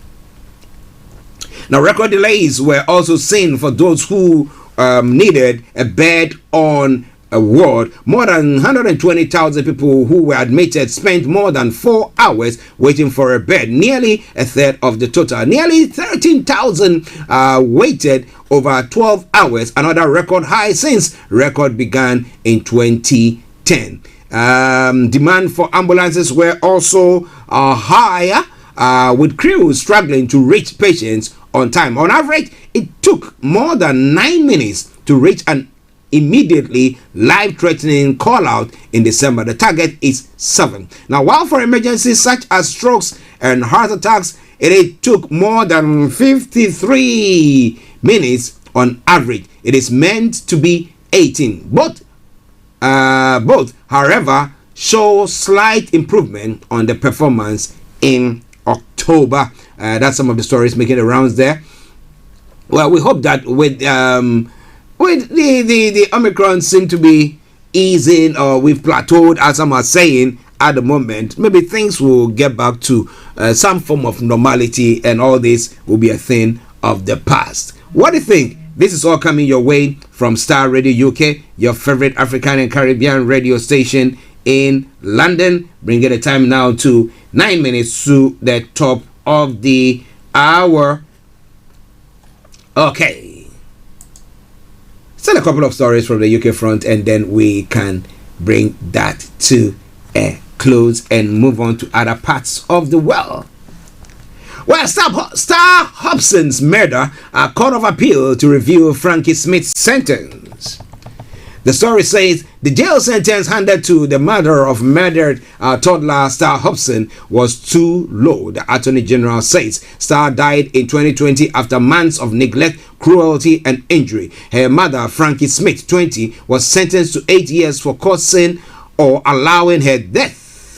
Now, Smith's partner, Savannah Brookhill, 28, was jailed for a minimum of 25 years for murder. Suella Braverman said she had referred Smith's sentence to the Court of Appeal as she thought it was unduly lenient. Now, Ms. Braverman, MP, said, "This is a tragic and extremely upsetting case, and my thoughts are with all those who loved Starr Hobson. This vulnerable and innocent child was subjected to continued physical abuse, and her mother, Frankie Smith, allowed it to happen."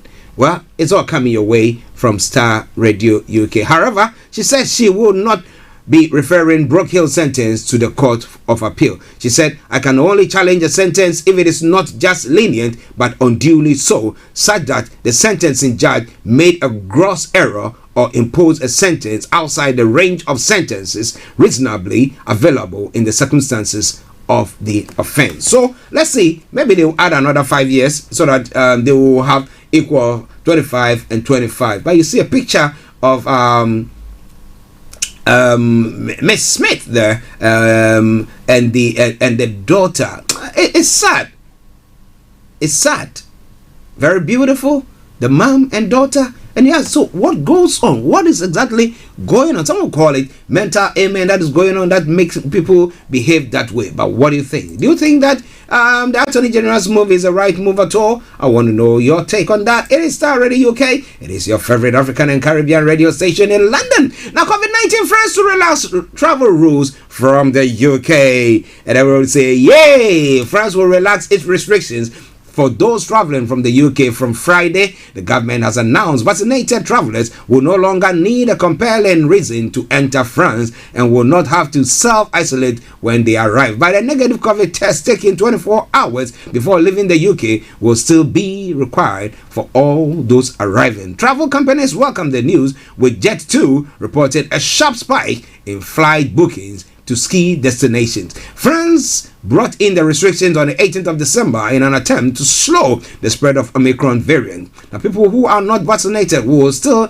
need a compelling reason to enter France. So if you have not vaccinated, you need a compelling reason to enter France and must still isolate for 10 days upon arrival. The country is battling a surge in COVID-19 infections. On Thursday, there were a record 368,817 new cases and 341 deaths, according to Johns Hopkins University. So that's quite a scary one there.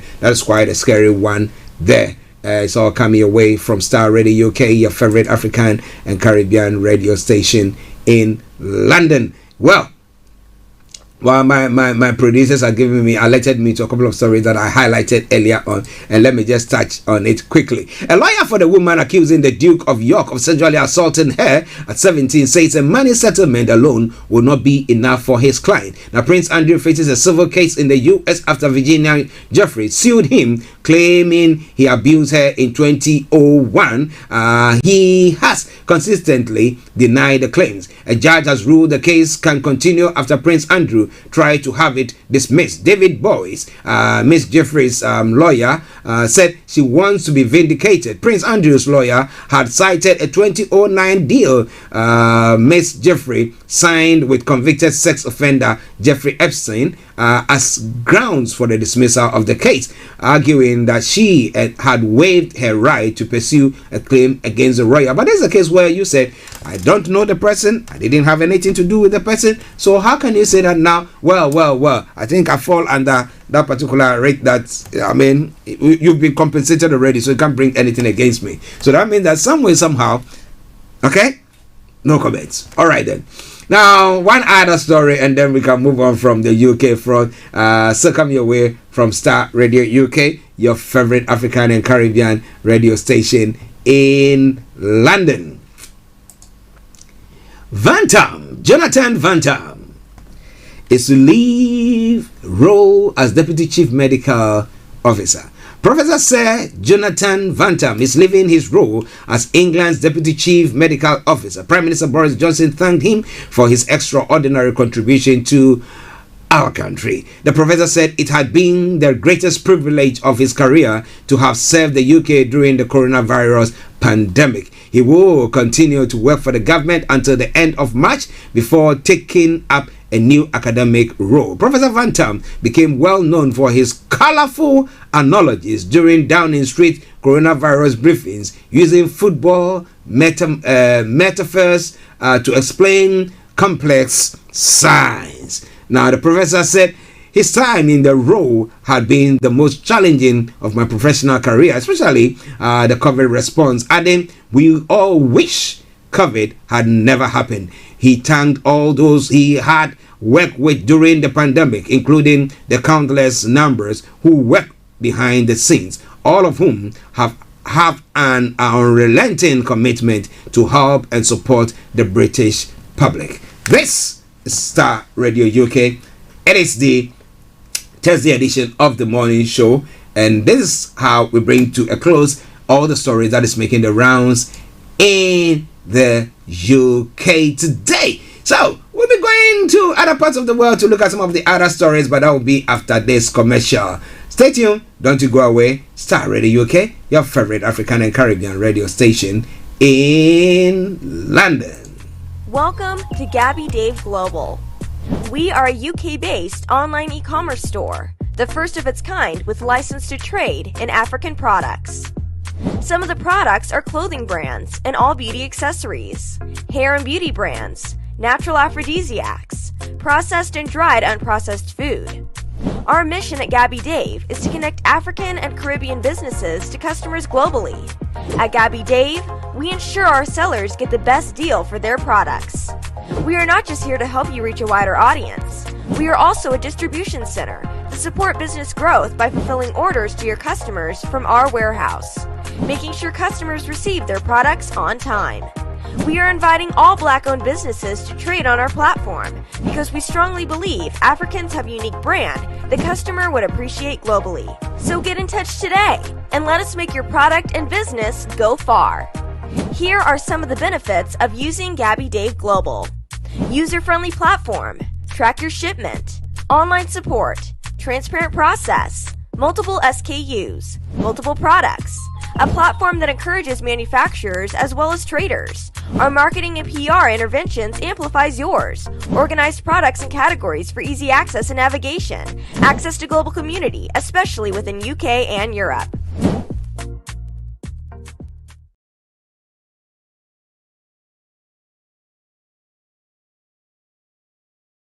Is a money transfer app that is used by people all over the world to send money to their loved ones in Africa. With SendWave, you can send money to Ghana, Nigeria, Kenya, Uganda, and Tanzania. And the best part is, SendWave is absolutely commission-free. Our exchange rates are excellent. You can see for yourself by checking them out on our website. So how do you use SendWave? SendWave is an app that you can download onto your phone from the App Store or Google Play Store. The app is free to download. After downloading it, just open the app and enter your name, email, and phone number. That's it. You're good to go.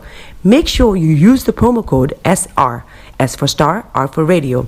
This promo code will give you £5 free credit to send to Africa on your first transaction. Your money will be delivered to your recipient within seconds. Feel free to call me on 0749 7377 647 at any time. I'll be happy to tell you all about SendWave and help you in any way I can. Remember to use the promo code SR for £5 free credit. Medasse. Hello, lovely listeners. Tune in to the renewed show with Charlotte. Make it a date to listen to me this and every Thursday at 5 p.m. on Starr Radio UK. Tune in to an hour of power, an hour of encouragement, an hour to inspire you to stay positive and strong in this season. See you there and listen.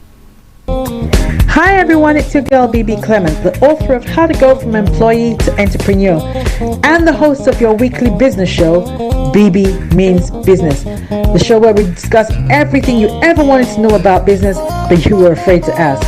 How do I start my business? How do I raise the finance? How do I grow my business? Where am I going to find my customers? Join me every Tuesday at 1:30 p.m. on Starr Radio UK to get all the information and tips that you need to become a successful entrepreneur and become financially free. Remember, don't let life dictate to you. Rather, put your signature on life. Getting onto the property ladder has never been easy until now. Join us this and every Thursday from 7 p.m. to 8:30 p.m. live on the Property Hour show on Starr Radio UK, where we talk to mortgage brokers, property developers, estate agents, landlord, tenant, property consultants on how to invest or get into the property business and make money. You can't afford to miss this. The Property Hour show is your best source into the property industry. Welcome back to the program. It's all coming away from Starr Radio UK, your favorite African and Caribbean radio station in London. As I announced, yes, these are programs that will be coming your way this evening from 5 o'clock to 8 o'clock, 9 when those programs are going on. So please make a date with the various presenters, Charlotte Odum, BB Clement, and Bossman, KB Bossman, and Vicky Newton on the show, having various guests on their shows as well. So make a date with them there. But it's all coming away from Starr Radio UK, your favorite African and Caribbean radio station in London. It's gone 3 minutes past the top of the hour. That means that the lines are open. You want to dial in, call us on 0208-133-2257 or 58. 0208-133-2257 or 58. If you happen to be in the US or Canada, it's 001-718-303-2737. 001-718-303-2737. You can text or WhatsApp us. It's 075-396-61744. 075-396-61744. Our Twitter handle is Starr Radio UK, and the email address is info@starradiouk.com. If you want to Skype at us, yes, you're allowed to do so as well. Yes, it is Starr Radio UK 1. Starr Radio UK 1. So get in touch. All right then. As I announced earlier on, exactly at 12:45, we will be bringing the first part of the program to close to have a chat with Chris Fadele, who is the CEO of GabbyDaveGlobal.com, UK-based e-commerce store. Okay. If you are in Africa, you are in other parts of the world, you want a place where you can trade and you can have, a virtual trading that will go on, and then you can have your products here, be able to ship them here or vice versa. Yes, make sure you get in touch with GabbyDaveGlobal.com. Just go there, www.GabbyDaveGlobal.com, and they will help you on that front. They got secured means of payment and lots of things. But you want to know more, make a date with me when we host, you and I will be hosting Chris Fadele exactly at 12:45. It's all coming away from Starr Radio UK, your favorite African and Caribbean radio station in London. All right then. So now let's move on to some other stories making the rounds in other parts of the world. Well, starting from next door. So next door will be what? Europe, also Germany. Now, it says that a German court has sentenced a Syrian colonel to life in prison for crimes against humanity in a landmark case. Anwar Raslan, 58, was linked to the torture of over 4,000 people in Syria's civil war in a jail known as Hell on Earth. The trial in Koblenz is the world's first criminal case brought over state-led torture in Syria. It's hard to imagine that men and women incarcerated in Syria's notorious Al-Khatib prison had to endure. At the heart of it, Russian was accused of being a high-ranking security service officer under President Bashar al-Assad as mass anti-government protests were violently crushed in 2011. Many protesters and others suspected of opposing the regime were rounded up and detained in the Al-Khatib facility in Damascus, where prosecutors say Mr. Raslan directed operations. He was charged with 58 murders as well as rape and sexual assault and the torture of at least 4,000 people held there between 2001 and 2011 and 2012 in the span of a year. Okay, the ruling is significantly special for those who survived Al-Khatib and gave evidence during the trial. A criminal court has now formally acknowledged that crimes against humanity were perpetrated by the Assad regime against its own citizens. So what are we going to be seeing there? Raslan was arrested in Germany in 2019, having successfully sought asylum there. He denied all the charges against him, saying he had nothing to do with the mistreatment of prisoners and that he actually tried to help some detainees. Okay, his trial was extraordinary for several reasons. It was unprecedented in taking on serious state-led torture, and it was prompted by the arrival in Germany of hundreds of thousands of Syrians who fled their own country seeking redress there. Well, it is Starr Radio UK. International Criminal Justice Universal Jurisdiction always comes too late, and it's never enough. But I would say it's an important step. Wolfgang Kalik, European Center for Constitutional and Human Rights boss, has said there. So come your way from Starr Radio UK, your favorite African and Caribbean radio station in London. While still in France, French teachers have held mass strikes over COVID rules. So what do they want now? Now, French teachers are staging a mass strike that could close half of schools in protest against the government handling of the coronavirus crisis. Now, French ministers have made keeping schools open a priority despite the recent surge in COVID-19 cases fueled by Omicron variant. Now, teachers say COVID rules in schools are confusing and constantly changing. Now, many primary schools will be closed on Thursday as unions expect about 75% of teachers to go on strike. Now, the nationwide strike could be the biggest in decades as 11 unions representing teachers, parents, and other school staff vent their anger at the government's COVID policies. The exhaustion and exasperation of the entire educational community have reached an unprecedented level, the 11 unions said in a statement. The union said the government and the education minister, young Michael Blanca, who were to blame for what they called a chaotic situation in school. The main trigger for the strike was France's health protocol, which has been changed a number of times since December. And the rules announced on the 2nd of January, a day before the start of the new school year, students exposed to COVID cases were required to take an antigen or PCR test and then self-test 2 and then 4 days later to continue classes in person. As coronavirus infection surged, the rule change caused massive pressure on testing capacity with long queues seen outside pharmacies. In response to the huge demand, the government this week eased rules on COVID checks for students. On Monday, French Prime Minister Jean Castex said students will be allowed to do self-tests instead of a PCR if one of their classmates tested positive. Okay. Well, But the relaxation has caused concerns for the safety of teachers, as France reported a record of 368,149 new coronavirus cases on Tuesday. The union said that the government lack of communication, frequent changes to testing, and insufficient protection against COVID has left them unable to teach properly. The strike demonstrates the growing despair among teachers, the SNP FSU unions said. But the government had defended its policies, which it says are necessary to keep schools open. In the quote, they said, "I know it's tough, but a strike does not solve problems. One does not strike against a virus," the education minister, Mr. Blanque, said. Okay, well, so you cannot strike, you cannot go on strike against the virus. But we went on strike against the virus when they kept us home. Was that not a strike?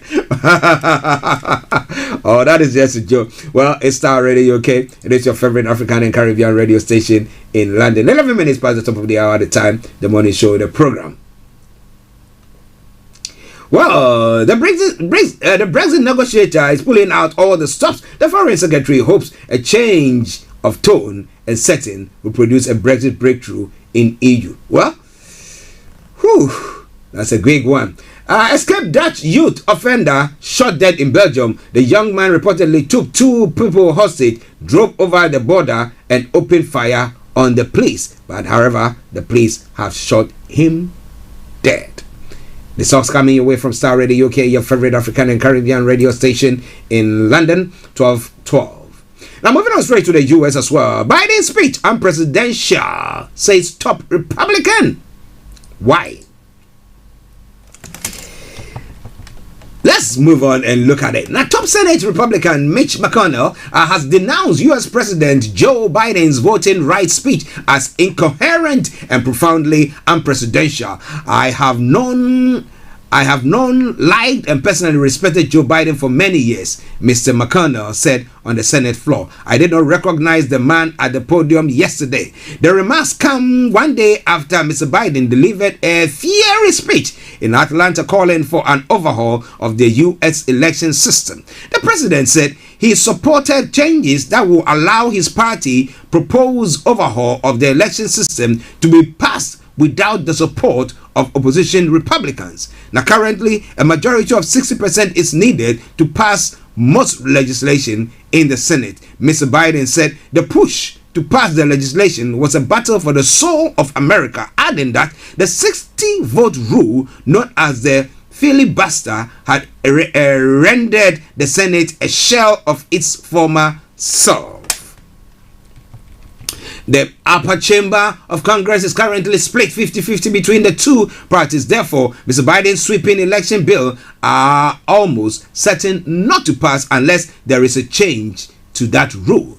But misgivings from 2 senators in his party are hampering his plans, and no Republican have backed them. In his speech, Mr. Biden compared those that oppose election reforms to believers in racial segregation and rebels in the U.S. Civil War. He cast his support as civil rights leader and abolitionist. Now, addressing his colleagues in Washington on Wednesday, the Kentucky Republican senator slammed Mr. Biden's comment as rant that was incoherent, incorrect, and beneath his office. Unfortunately, President Biden has rejected the better angels of our nature, so it is the Senate's responsibility to protect the country, Mr. McConnell has said. He described Mr. Biden's speech as evidence of the filibuster. The filibuster must be preserved. You could not invent a better advertisement for the legislative filibuster than what we've just seen. A president abandoning rational persuasion for pure demagoguery, Mr. McConnell said. A president shouting that 52 senators and millions of Americans are racist unless he gets whatever he wants is providing exactly why the framers built the Senate to check his power. Even Biden ally and Democrat Illinois Senator Dick Durbin conceded that the president's tone may have been overheated. The Senate Majority Whip told a news network that perhaps the president went a little too far in his rhetoric. Meanwhile, former President Barack Obama threw his weight behind Mr. Biden's calls to scrap the filibuster. And every American who cares about the survival of our most cherished institution should support the president's call as well, he said in an opt for US Today. Well, this is all coming away from Starr Radio UK, your favorite African and Caribbean radio station in London, bringing the time now to 12:15. And interestingly, in Canada, a man who is unvaccinated, I've been told, you cannot see your daughter, you cannot see your child. Okay, now the story says a Canadian father who has not been vaccinated against COVID has temporarily lost the right to see his 12-year-old child. A judge ruled his visit will not be in the child's best interest. Now, it followed a request by the father to extend his visiting time during the holidays. The judgment is the first depriving a parent of access rights on immunization grounds, a family law expert told Le Devoir newspaper. The judge's decision made at the end of last month in Quebec province suspended the father's visitation rights until February unless he decided to get the vaccine. The mother who opposed the father's initial request to extend his visitation time told the court that she had recently discovered he was unvaccinated, using his social media posts to show he was opposed to vaccines. The mother lives with her partner and 2 other children who are too young to be vaccinated. The judge said it was not in the child's best interest to have contact with their father due to the recent increase in COVID cases in French-speaking Quebec. Well, this is coming your way from Starr Radio UK, your favorite African and Caribbean radio station in London. Now, moving on to other parts of the world as well to look at some of the stories making the rounds there for you. Israel says Iran recruited women for spy network. Now, 4 Israeli Jewish women of Iranian descent were allegedly paid thousands of dollars by a handler. Oops. Well. Espionage is there all the time. Well, in Brazil, deadly rains hit Brazil. Landslide and flooding caused by torrential rains have killed at least 15 people in Minas Gerais area. It is Starr Radio UK. It is your favorite African and Caribbean radio station in London. Okay, now a final story before we move on to the African continent. Now, Djokovic in Australia Open draw. Despite the visa row, the defending champion is in the draw, even though authorities are still deciding whether to deport him or not. Do you think he should be deported? It's too late now. He's been there for almost 2 weeks now. Don't let him get the job done. Let it get a contest done. Let him do a test though, or a PCR test. Let him pay for it. What about that? Yes. I could be a good home secretary if I was in that part of the world. Well, it is Starr Radio UK. It is your favorite African and Caribbean radio station in London. Okay, moving on to the African continent for some more stories making the rounds this morning. But that will be after this quick break. So stay tuned and don't you ever think of going away. Welcome to Gabby Dave Global. We are a UK-based online e-commerce store, the first of its kind with license to trade in African products. Some of the products are clothing brands and all beauty accessories, hair and beauty brands, natural aphrodisiacs, processed and dried unprocessed food. Our mission at Gabby Dave is to connect African and Caribbean businesses to customers globally. At Gabby Dave, we ensure our sellers get the best deal for their products. We are not just here to help you reach a wider audience. We are also a distribution center to support business growth by fulfilling orders to your customers from our warehouse, making sure customers receive their products on time. We are inviting all Black-owned businesses to trade on our platform because we strongly believe Africans have a unique brand the customer would appreciate globally. So get in touch today and let us make your product and business go far. Here are some of the benefits of using Gabby Dave Global. User-friendly platform, track your shipment, online support, transparent process, multiple SKUs, multiple products, a platform that encourages manufacturers as well as traders. Our marketing and PR interventions amplifies yours. Organized products and categories for easy access and navigation. Access to global community, especially within UK and Europe. Welcome back to the program, Star Radio UK, your favorite African and Caribbean radio station in London. Exactly at 12:45, I shall have Chris Fadele, who will be joining in on the program. She is the CEO of GabbyDaveGlobal.com. All right then, so make a date. If you're an African, you are black, you are an African, you want to trade. Yes, this is a global UK-based e-commerce store. Okay, it's a global platform that you can trade on as well. So make a date with her when she comes on this afternoon, exactly at 12:45. So how many minutes do I have? 24 minutes time. Okay, now let's go to the African continent and look at some of the stories making their rounds there.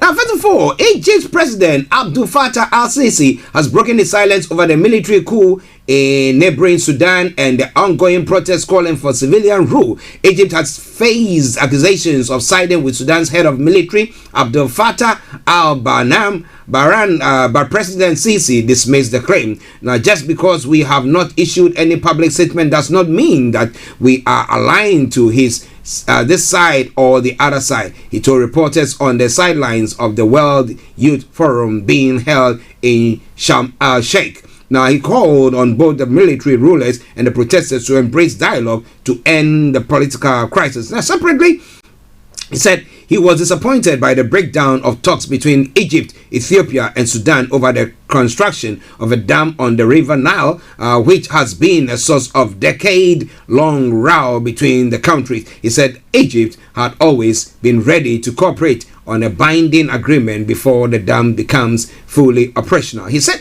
the country had gone to UN Security Council because a solution hadn't been found yet, and that they didn't go there for any other issues per se. Now, the professor is sentenced to 2 years in prison after being convicted. A professor has been sentenced to 2 years in prison after being convicted of indecent behavior, a Moroccan lecturer.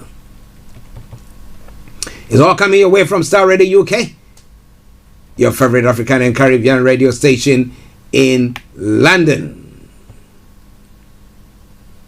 Okay, I was trying to get you the story from South Africa. Now, South Africa's only driving license printing machine is in Germany for repairs. The only one. The transport minister has revealed. The announcement follows reports of a backlog of more than 300,000 driving licenses. The minister says the country has only one printer to reduce the risk of illegal license being produced. Now, South Africans online have been complaining about the delay in license renewal. They have been calling for a permanent solution to the matter, even as the Transport Ministry plans to introduce a digital license this year. So we'll see what happens from there. But can you just say, well, for security purposes, so we have only one, we're going to be having only one printer, and that printer too, when it breaks down, we have to take it all the way to Germany for it to be fixed. well, for security purposes, they are doing so. But what do you think about all that? It's all coming away from Star Radio UK. It is your favorite African and Caribbean radio station in London. My apologies there. My apologies.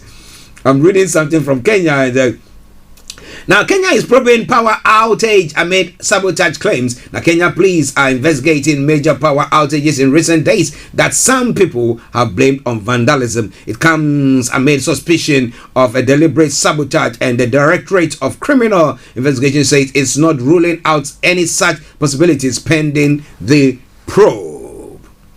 And continue to say it comes, Kenya suffered a major nationwide electric outage on Tuesday. Said the electricity company Kenya Power blamed a collapse of towers supporting a key high voltage power transmission line. It shared pictures of some of their fallen pylons in Embakasi in the capital, Nairobi. Breaking news coming your way from the UK front. COVID self-isolation to be cut to 5 full days in England starting from Monday, says Health Secretary. COVID self-isolation to be cut to 5 full days in England starting from Monday, says the Health Secretary. The self-isolation period for people who test positive for COVID-19 is being cut to 5 full days in England. Health Secretary Sajid Javid has said from Monday people will be able to leave isolation after negative lateral flow tests on day 5 and 6. Now, many sets have touted the move as a way to reduce the staffing pressures in some sectors, including the NHS. The self-isolation period was cut from 10 to 7 days with negative tests on day 6 and 7 back in December. As always with COVID, this move is about balancing harms caused by the virus with those from our response to the virus. Now, data from the UK Health Security Agency suggests 2/3 of people are no longer infectious at day 5. That is a huge number of people who are isolating for no reason, disrupting education, the economy, and people's personal freedoms. Rapid tests ahead of release should capture most of those who are infectious, but not all. The currently policy of release at 7 days with 2 negative tests means about 2 in 5 infectious cases are missed, according to the data. Now, what we don't know is just how infectious they are. So far, most people infectiousness will be declining at this stage. That clearly means there is the potential for more spread of the virus. But as the risk from COVID are reducing, so does the need to reassess their trade-offs. Well, you're taking the vaccines and everything, and then if that is the way forward, well, let's go on with it. But if not, let's go on with it as well. It is Starr Radio UK. It is your favorite African and Caribbean radio station in London. Okay, let's continue with the show. In the next 70 minutes, I should have Chris Fadele joining me. But stay tuned, don't you go away. All right. So, in Ghana, yes. Okay, the story has... Okay. The Cardinal of the Roman Catholic Church in Ghana, Peter Appiah-Tengson, has urged government to institute measures to rid the country's religious landscape of deceit and criminal elements. Now, speaking in an interview, the religious leader underscored the relevance of churches in nation building and called authorities to ensure that the church is devoid of unhealthy norms that undermine its integrity. He therefore tasked the relevant stakeholders to draw inspiration from countries like Rwanda in sanitizing the conduct of churches across the country. I think probably we can also learn from Rwanda. In the case of Rwanda, the proliferation of all of these churches is also being brought under control, and I think there's a law in Rwanda that says that there are conditions that pastors or church founders must fulfill. So at least some decent knowledge of the very books that you use for your church service, which is the scripture. This again is some kind of reductionist reducing religion to just knowledge of the literature of the Bible and whatever the essential we need to find a way of curtailing all of these, Cardinal Turkson admonished. He goes on further to say the comments from Peter Turkson were in connection with the recent directive by the Inspector General of Police, which barred churches from churning doom prophecies during the 2021 Watch Night service, which could create fear and panic. In this regard, the police warned that anybody found culpable will be put before the courts. Now, following the directive, scores of Christians took to social media to express their views. While some welcomed the idea, a section of Christian community criticized the IGP, accusing the police hierarchy of overstepping its bounds by trying to regulate spiritual affairs. Now, among the dissidents,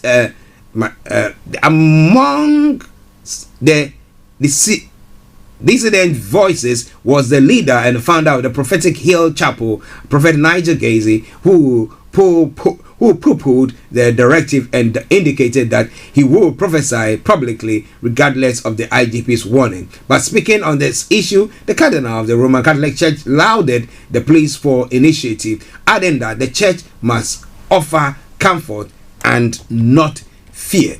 The end of the year moments, again, is a transition point, and it can be hyped as up by a sense of anxiety about their future and all that. But precisely, this is what is not supposed to be in the church, because the church is the place where people are assured of God's closeness and presence. So people should be encouraged rather than to hold the hand of God and hold on to it and step into the future, rather than be thrown into a frenzy of uncertainty, insecurity, and therefore fear, for which they need somebody to predict the future for them, he stated. And but looking at where Cardinal Turkson is coming from, now the Catholics per se, during the course of service, don't do any sort of prophecy of the sort. Okay, but we get the prophecies in the charismatic and the Pentecostal, or the what do you call them, spiritual churches. Back in the day we say so sorry.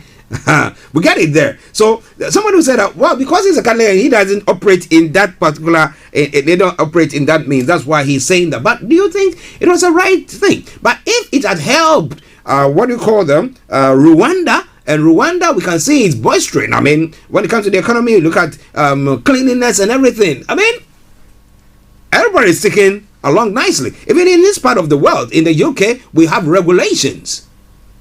You cannot just go there and just spew out anything out of your guts. No.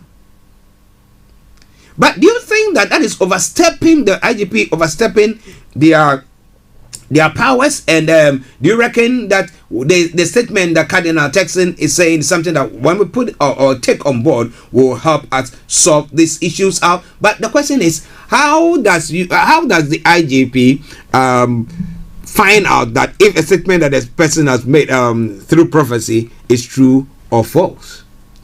If I say God says, you and I were not there, I was there, and I'm saying God says, what are you going to use to measure it? That's where people are coming from. But do you think that maybe instituting policies like, okay, before somebody can open a church, you should have been to a Bible school, you should have been trained under a particular, or you should come under an umbrella of a so and so church or something, will help? Because you have some do I call them sprinter churches?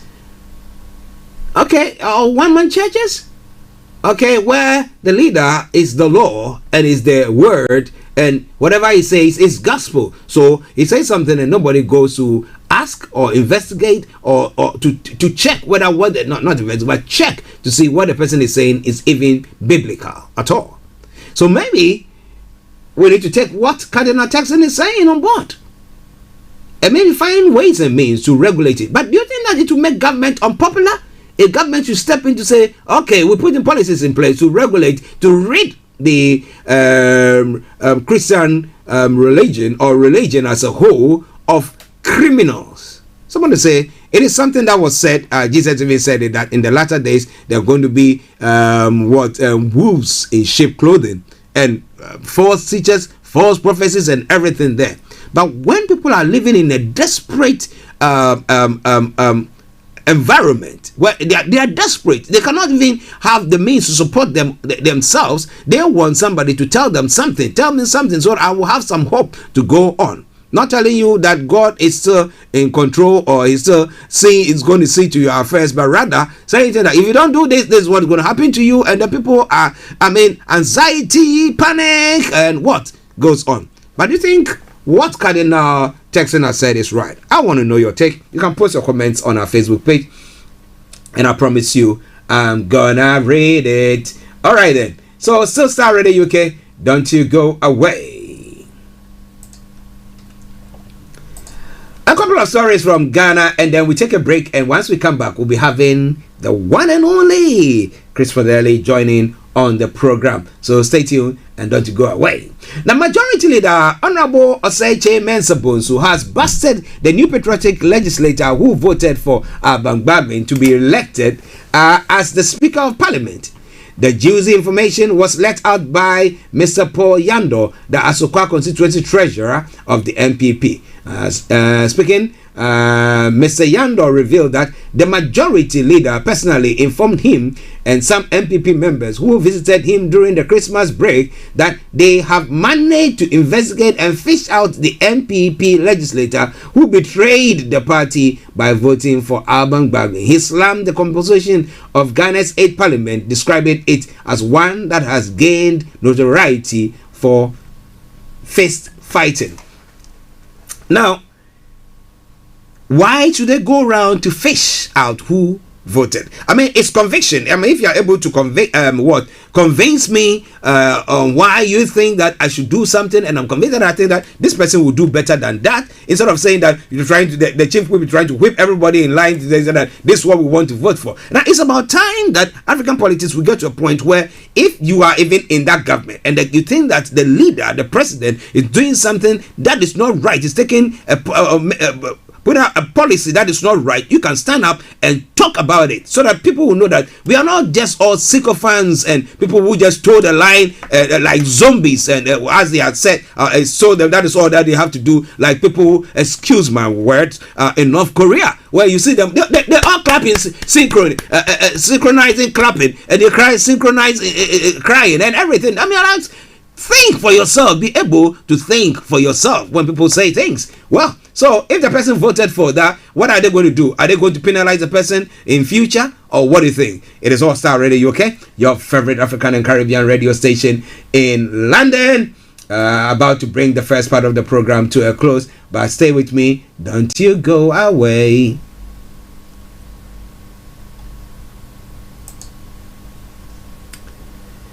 Okay, I'm trying to get one.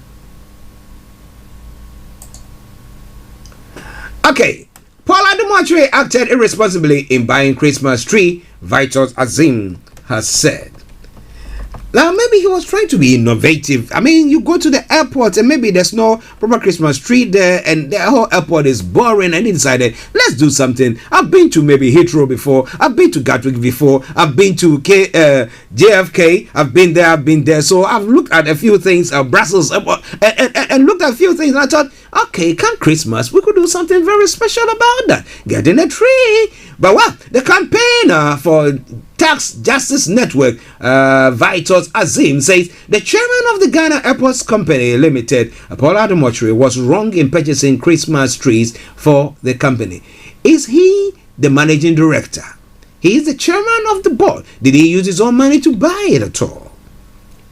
Mr. Azim stated that the involvement of Mr. Adumotre in procuring the Christmas tree for the GSCL, Ghana Airports Company Limited, raises eyebrows. According to him, it is worrying for a board chair to have office in institution, adding that the board is a policy making body who should visit once in 3 months or comes in when there are urgent issues to attend to. Now, why should the board chair involve the defending it? That is wrong. We need to know the actual amount involved or whatever whether it is from a sponsorship or not. It is the cost reasonable. It is that the market price for it and did not go through the normal procurement procedure, he asks there.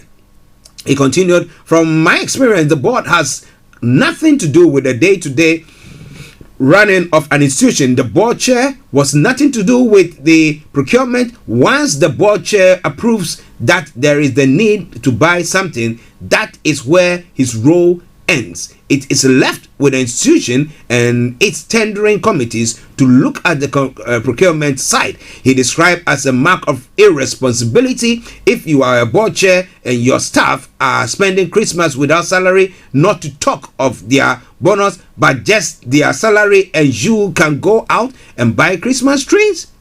Gee, there is, okay, let me see whether, okay, just bear with me, okay, my apologies there, I thought it was Chris who was trying to call in, but it's not her. Okay, there is a bit of worrying. Definitely somebody probably stood benefit in purchasing this Christmas and needed the money upfront. The interest was put above the staff, and that is the worrying issue. And this is where I bring this part of the program to a close. But don't go away. We're going to be having Chris Fadele joining us in a moment. But enjoy this tune whilst I get her lined up, and then we continue with the show. Stay tuned.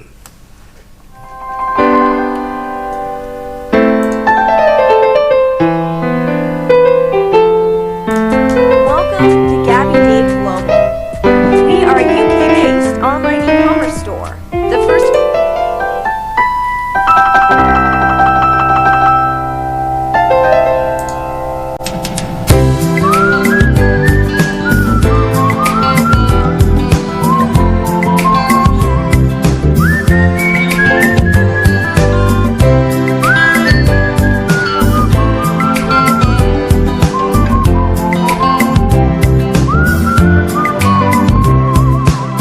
Sinami chen mami bon komobi min komo nyina ni de mi udo inkro fontasi odana mi o ma won kutonu obi arani wa obotum asisama din wo wo Osut na mi chen mami bon komobi en komo nyina ni de obi anyi wo se Snami chen mami mpobo nkomobi Inkomo nyina renyide Wasam nyamasa Semit unza mi hunza mi yemumpo Medajun dosu omumwa Wawire chichir mami emije Baby snami chen mami mpobo nkomobi Minkomo nyina renyide Mewa pieta mauta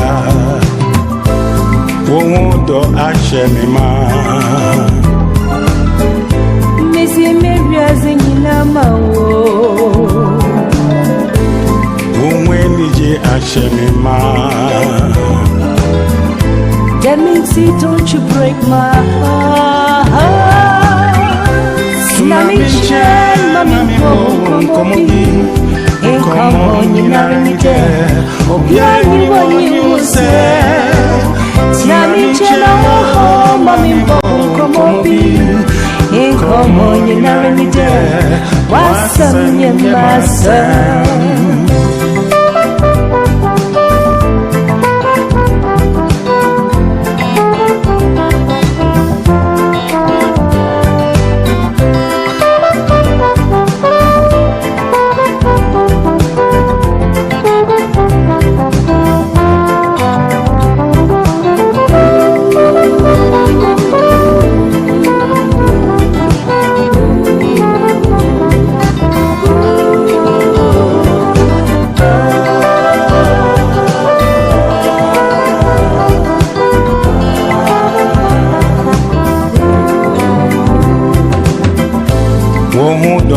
Ashemima Missy Maria Zinila Mawo Umweni Anije Ashemima. Baby. Dempsey, don't you break my heart.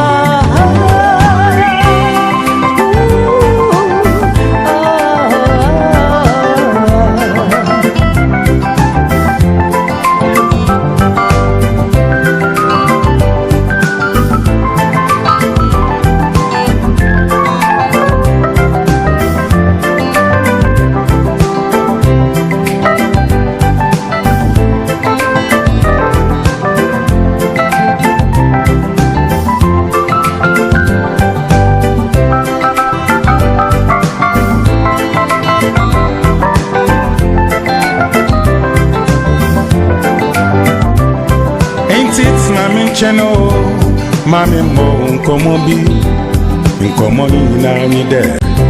Menu day, others from Kwa. Semenu Nama, Menu Ambiro, Obiara. Semu Weni Marempwa, Missurona, Ayokra. Semit Wonza, Muza Miamu, Metajun Dos, Wamima. Why Chiche, Mammy Nije? Baby, it's na miche, mami mbo nkomobi, menkomo ni narende, mewa peza mauda. Sina miche, mami mbo nkomobi. Hey, mina mami polia. Baby, awa kashemyo ade. Minde masam yewasam. Welcome to Gabby Dave Global. We are a UK-based online e-commerce store, the first of its kind with license to trade in African products. Some of the products are clothing brands and all beauty accessories, hair and beauty brands, natural aphrodisiacs, processed and dried unprocessed food. Our mission at Gabby Dave is to connect African and Caribbean businesses to customers globally. At Gabby Dave, we ensure our sellers get the best deal for their products. We are not just here to help you reach a wider audience. We are also a distribution center to support business growth by fulfilling orders to your customers from our warehouse, making sure customers receive their products on time. We are inviting all Black-owned businesses to trade on our platform because we strongly believe Africans have a unique brand the customer would appreciate globally. So get in touch today and let us make your product and business go far. Here are some of the benefits of using Gabby Dave Global. User-friendly platform, track your shipment, online support, transparent process, multiple SKUs, multiple products, a platform that encourages manufacturers as well as traders. Our marketing and PR interventions amplifies yours. Organized products and categories for easy access and navigation. Access to global community, especially within UK and Europe.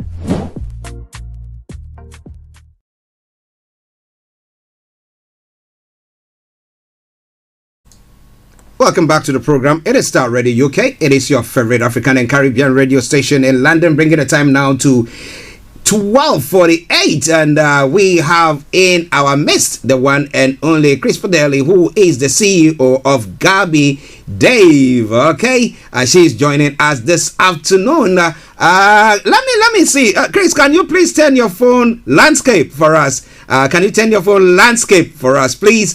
Thank you. Okay. How is that? I know what is going on because you've not turned the okay, leave it like that. Let's leave it like this, okay? Yeah. Sorry about that. That's okay. Now listeners know that you've been on several times and you've done it perfectly. So this time around, because of all the Christmas activities and stuff like that, she's been a very busy woman. So just bear with us whilst we sort that out. Okay. But nice to see you and a happy new year to you. If it's not too late to say happy new year.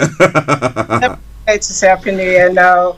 Oh gosh, I'm having technical issues here. Okay, so I'm trying to find a perfect place to put this. Okay. Listeners, while she tried to sort of, yes, I think she's now gotten a stable place to do it. Okay, so let me first of all welcome you to the program. And again, do you have special greetings or New Year's wishes to all our listeners and our potential users of GabiDaveGlobal.com? Over to you. Happy New Year, everyone. Hope you had a fantastic Christmas holiday. Hope you've been well. Hope you've been keeping safe, especially at this time with COVID-19 out and about, the new strain and everything going on. I hope your families are well as well. So good to be back on the program. Yes, nice to have you on as well. Now, interestingly, we've been some latter part of last year we did look at the Gabi Dave as a whole, what it's all about. But we know that there have been other people. I remember a couple of before the new year, a couple of people were asking me about the contact. I told them to just go to the website and they should get the necessary details there as well. So I think most people need more education, because they think that, well, like some other e-commerce platforms where there is restrictions there and therefore they cannot trade and stuff like that, they are thinking that is it the same thing that's happening here. But I have assured them that Gabi Dave is not. It gives the opportunity to African companies to also be have an exposure on the world market. But I will leave the ball in your court, being the CEO, the boss lady herself. A brief rundown of what Gabi Dave is and what it's all about, and then we can look at some of the issues that some people have highlighted, and then we can go on with it. Over to you. Right. So Gabi Dave Global is an e-commerce website for African and Caribbean people to sell their products, to expose their products to the limelight, to the international and global market.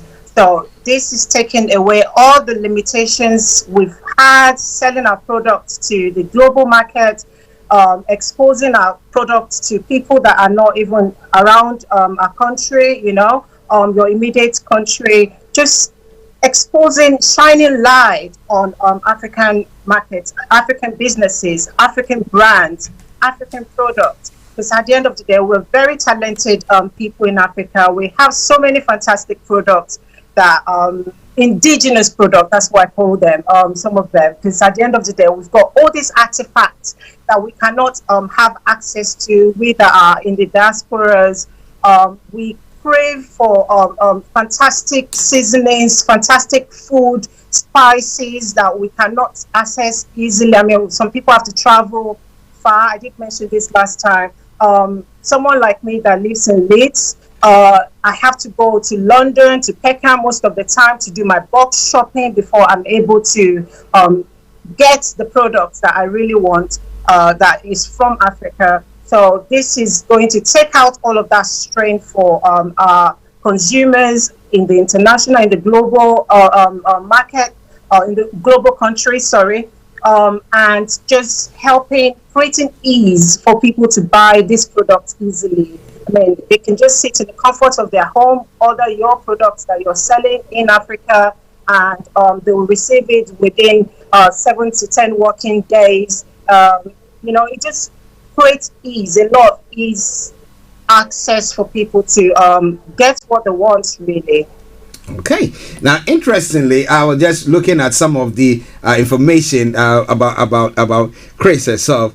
She is on a journey of changing the African business narrative and to put Africans on the global map. So if you have that same vision, then please, this is the platform that you have to be on, and not on for just a day or two, but if you even want to just test it to see whether what we are saying is true or not, I will want to encourage you to join in, hop on, and you see the impact of that in your business. Now let's look at first of all, why people people who are listening, prospective sellers and prospective buyers, will have to come on that. Are there not other platforms that people can trade like that as Gabi Dave?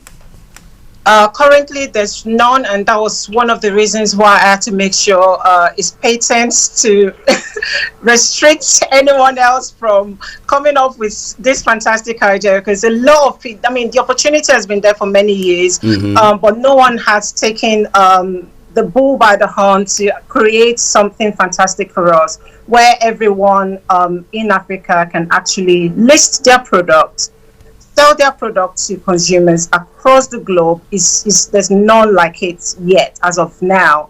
And it makes everything easy for people. People that want to sell can sell their product easily. People that want to buy this product can buy this product easily, and it's not even limited to black people buying this product. So even the white man, the Asian man, they can also buy these products that they've been craving for as well. Because I know a lot of Caucasians, they travel to Africa to buy all of these artifacts, to buy this artwork that are fantastic and creative people in Africa come up with, you know. So yes, it's just going to, I mean, there's nowhere currently where you can list your product where people can buy these products that are from Africa directly. No. Okay, so I mean, if you're a listener listening to us, assuredly Gabby Dave is the only way for you to have that exposure that you need. And Chris Fadele is there to see to everything. She's handling everything. I will tell you more about her doing other programs whilst we are going on. She's going to be appearing on a few other programs on Star Radio UK as well. So just keep an eye for that as well. Now, great. Let's look at some of the products that can be listed there, because if somebody is listening to us, they are thinking, okay, maybe I'm a dressmaker. Okay, a designer. Now I'm designing a clothing or something of the sort, and I think that, whoa, will it be allowed on that platform? So just how can you name some of the products apart from artifacts that we know, but can you name some other products that people can list on this platform? Okay, so currently we take dry foods, so no fresh foods at the moment because of logistics issue. The shipping companies will not take fresh foods at the moment. So we take dry food, so all the seasonings, all the dry fish, all the dry meat, as long as it's dried, right? And it's what package. We take those foods. We have fabrics listed on the website. We have clothing, ready-made clothing. So if you're a seamstress and you want to list your products on the website, you can do that as long as it's well labeled. The description is well listed as well, so people can get attracted to what they want to buy. What else do we have? So we've got sponge, soap, things like that, skincare products, hair care products. We also have handmade shoes and bags. We have accessories in terms of clothing, accessories. So maybe you're one that creates beaded brooches, beaded hats, jewelries and things like that. Yes, we do accept jewelries as well, because a lot of people have been asking if we do accept jewelries. Yes, we do, most especially the heavy beaded African jewelries. A lot of people have been trying to have access to that, and we actually can't. We have to either ask a family member to ship it at ridiculous price from Africa before we can have this. So yes, literally your one-stop shop for all African goods. Okay, one-stop shop for all African goods. Listeners, it's time with Gabby Dave, and we have Chris Fadele, CEO of GabbyDaveGlobal.com, with us this afternoon. Yes, we're trying to let you know exactly what Gabby Dave is all about. We've talked about a bit of it, but as I said, we'll be bringing you more as the days goes on, as the weeks go on. We'll try to. What I'm going to try to do is just to synchronize it and bring you bits of it so that you'll be well informed when it comes to every aspect of Gabby Dave, that you know that it's a platform that you cannot do without. Okay, because gone are the days where people have to travel overseas to come and make some contact, to maybe have somebody's shop to come and display something there, for somebody to travel all the way from one end of the country to that particular side to come in. But this time around, you can be in the comfort of your home, the comfort of your country, and your products and your service, your products will be on the international market. Okay, global market for everybody to see, and we have your prospective buyers. Now, let's look at what Gabby Dave does differently when it comes to quality. What do you do differently from other platforms?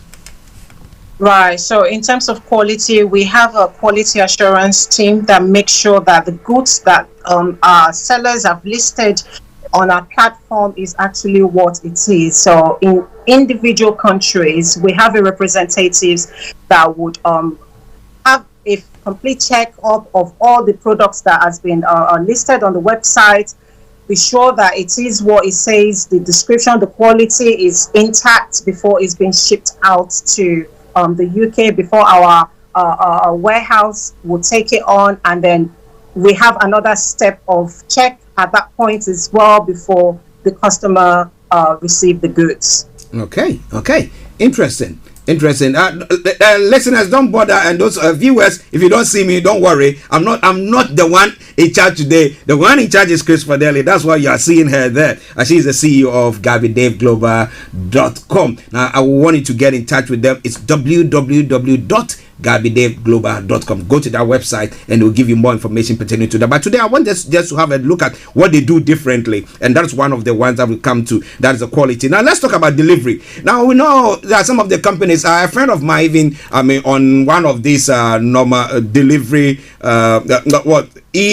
e-market platforms said that they ordered something during the Christmas and it never came, and they've been all this banter on and off, and I don't know what she's going to do, and it costs her a bit. It's quite expensive, that the goods that they bought. But when it comes to delivery, what assurance or what do you do differently in delivery as well? Okay, so with delivery, we've partnered with DHL and Royal Mail. We've got those two companies. We all know that they are reliable companies in terms of deliveries. We're also talking with DPD at the moment as well. We know DPD is also reliable, and the sort of relationship that we have with them, what we've put in place is the fact that if anything item goes missing, because never say never, accident does happen, right? So if any item goes missing, they refund the value, the actual value, and we will send out a new item for the sellers or the customers, for the customers to actually receive the goods. It might be a little bit delayed because at the end of the day, there's been discrepancy in terms of delivery. But if that was the case, then we'll send them a complimentary voucher, or say maybe 10% discount or something, just to like a way to say we're sorry, your item arrived late, but we always make sure that our customers still receive their item regardless of any logistic issues or logistic problems. Yes. Wow, listeners, so you are assured of a safe receipt of your goods, whichever, whether you are the one doing the sale or the one who is buying it, you are assured of that. Now let's talk about customer satisfaction. We know some people are just profit driven when it comes to business, but when it comes to customer satisfaction, what does Gabby Dave do differently from others? Yes, so we are highly customer focused. We want our customers to be satisfied, because a satisfied customer will always return and tell their friends, tell their family about our platform, about the sort of service that they've received. So we prioritize customer service over anything else, because at the end of the day, we want a returning customer. We want people to feel comfortable shopping with us, right? So at all times, we've got different chats forum for our customers to reach us. We've got WhatsApp live chat that is embedded on our website. We've got the direct instant chats as well, that our customers can reach us even if, say for example, they're about to buy an item, they're not sure precisely what color it is, they can chat with us directly. So our customer service team is always at the other end, waiting to hear from the customer and to help them in any way that they require. Okay. Listeners, it's Starr Radio UK. 4 minutes past 1 the time. We know we've gone a bit over our time, but just bear with us. Let me touch on one other question, and then we will leave it. But next week, God willing, on Thursday, same time, 12:45, we'll be having Chris Fadele, CEO of GabbyDaveGlobal.com, joining us once again. Now, let's talk about client retention rate. The percentage of clients you retain. Okay, so currently people have been coming back. I mean, like I said, people have been leaving feedback and recommending friends and family. So we prioritize feedback in terms of the delivery system, in terms of how quick they receive their order, and also feedback in what we can do to be better as well, because we want to hear from our customers. So client retention has been good so far. We're just trying to push out the words further and create more awareness, let people know that we're actually here to satisfy their needs, to give them the products that they've been craving for, and also for the customers as well, or the sellers, to know that there's a platform where they can also list their products for customers to buy these products that they've always wanted. Wow. Listeners, it is Star Radio UK. Time with Gabby Dave, and that we have Chris Fadele. Before we run up the conversation, as I said, next week we will be looking at the benefits. We'll be looking at the benefits of using Gabby Dave next week, and so please bear with us. But before then, if you want to go on to have a look at whatever we are talking about and other services that they provide, just go to www.gabidaveglobal.com, their website, and you have all those details there. But let's take a quick commercial break, and once we come back, we'll be signing up or running up the discussion, and we'll have our final words from Chris Fadele. So stay tuned, don't you go away. It is Star Radio UK. It is your favorite African and Caribbean radio station in London. Welcome to Gabby Dave Global. We are a UK-based online e-commerce store, the first of its kind with license to trade in African products. Some of the products are clothing brands and all beauty accessories, hair and beauty brands, natural aphrodisiacs, processed and dried unprocessed food. Our mission at Gabby Dave is to connect African and Caribbean businesses to customers globally. At Gabby Dave, we ensure our sellers get the best deal for their products. We are not just here to help you reach a wider audience. We are also a distribution center to support business growth by fulfilling orders to your customers from our warehouse, making sure customers receive their products on time. We are inviting all Black-owned businesses to trade on our platform because we strongly believe Africans have a unique brand the customer would appreciate globally. So get in touch today and let us make your product and business go far. Here are some of the benefits of using Gabby Dave Global.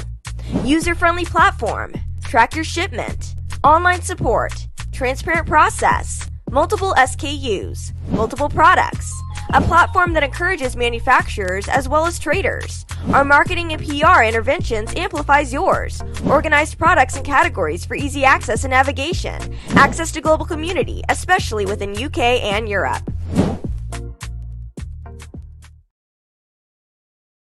Okay, your favorite African and Caribbean radio station in London, bringing the time now to 7 minutes past the top of the hour. Like I said, we are running the program. We're running up the program now. I have with me Chris Fadele, CEO of GabbyDaveGlobal.com this afternoon, who is the guest. She's going to be with us sometime next week as well. Next week, Thursday. Yes, definitely it's going to be there because we want to, let me put it this way, educate you why you need to use GabbyDaveGlobal.com, an UK-based e-commerce store. You need that. You need to do so.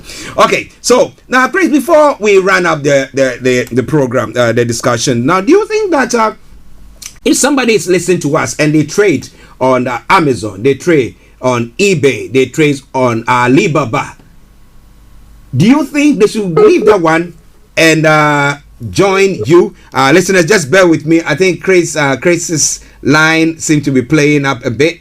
Let's see whether we can get her. Hello, Chris. Hello, Chris.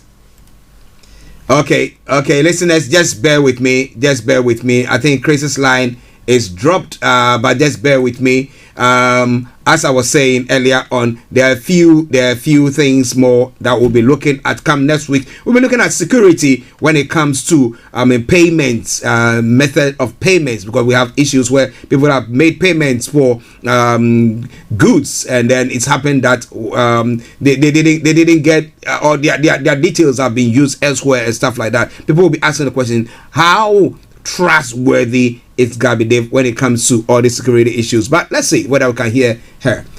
Hello, Chris.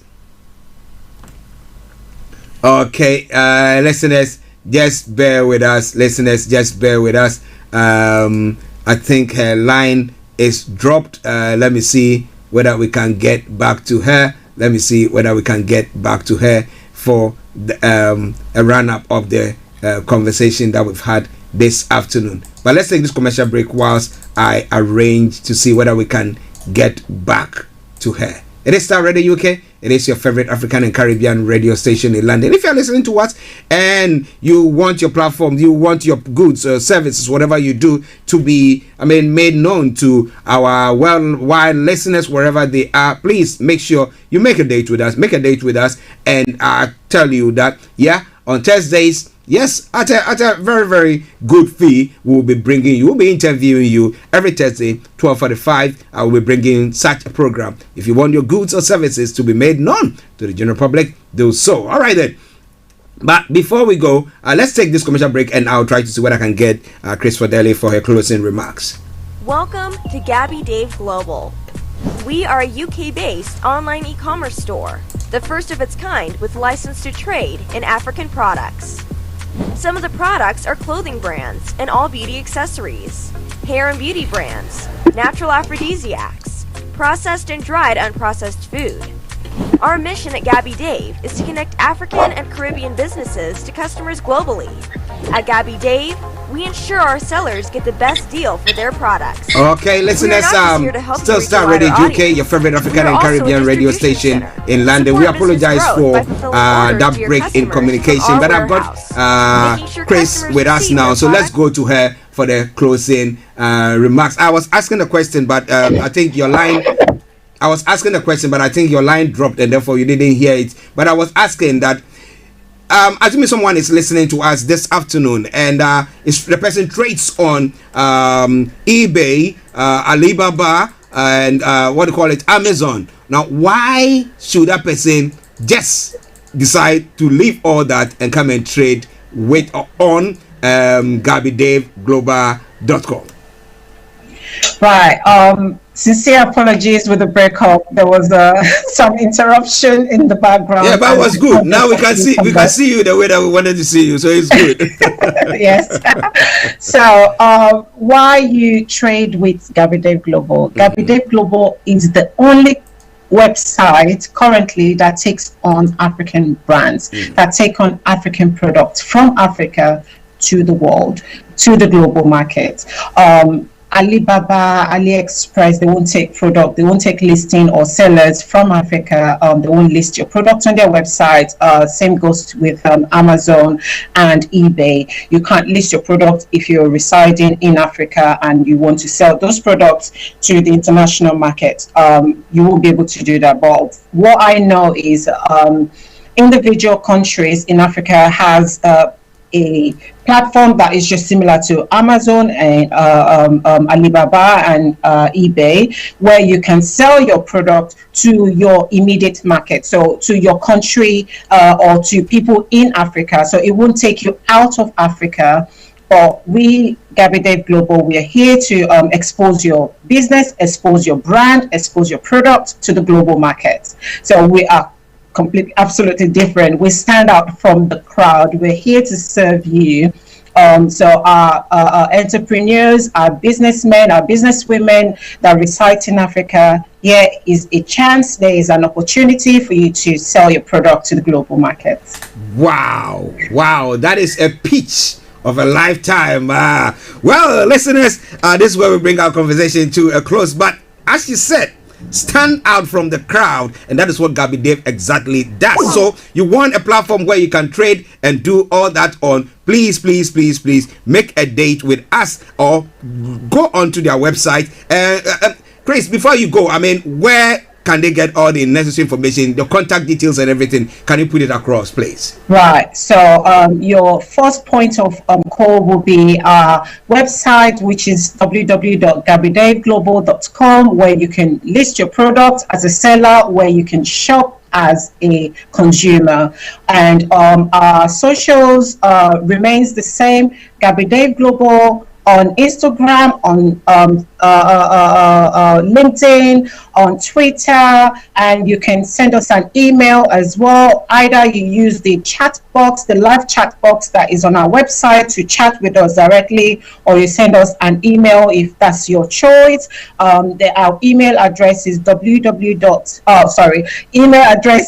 info@gabidaveglobal.co.uk, and also we have contact at gabidaveglobal.com, and we also have a delivery system. So depending on whatever your question is, we determine what email you want to contact us with. But your first and point of call in terms of email will be info@, because then we can send you, and also we can send you any information that we have, even our newsletter as well. We can keep in touch with you, and you can also keep in touch with us.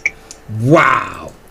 Chris, let me say thank you very much for another wonderful presentation. God willing, next week we'll come back and we will look at the benefits.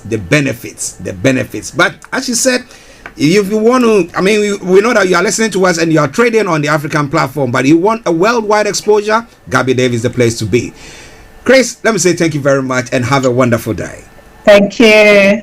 Bye, everyone. Bye. Okay, listeners, this is where we bring the program to a close for today. God willing, this afternoon or tomorrow, I'll be bringing you another edition of the morning show. That's the Friday edition of the morning show. Thank God it's Friday edition. But remember that this afternoon, exactly at 5 o'clock, the Charlotte Odum will be coming your way with a renewed show.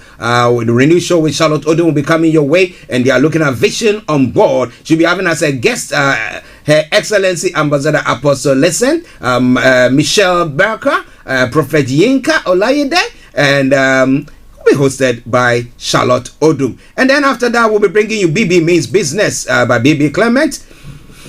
Okay, and then after that at 7 o'clock, we'll be having KB Bossman, Vicky Newton hosting Turaj Jack, property entrepreneur.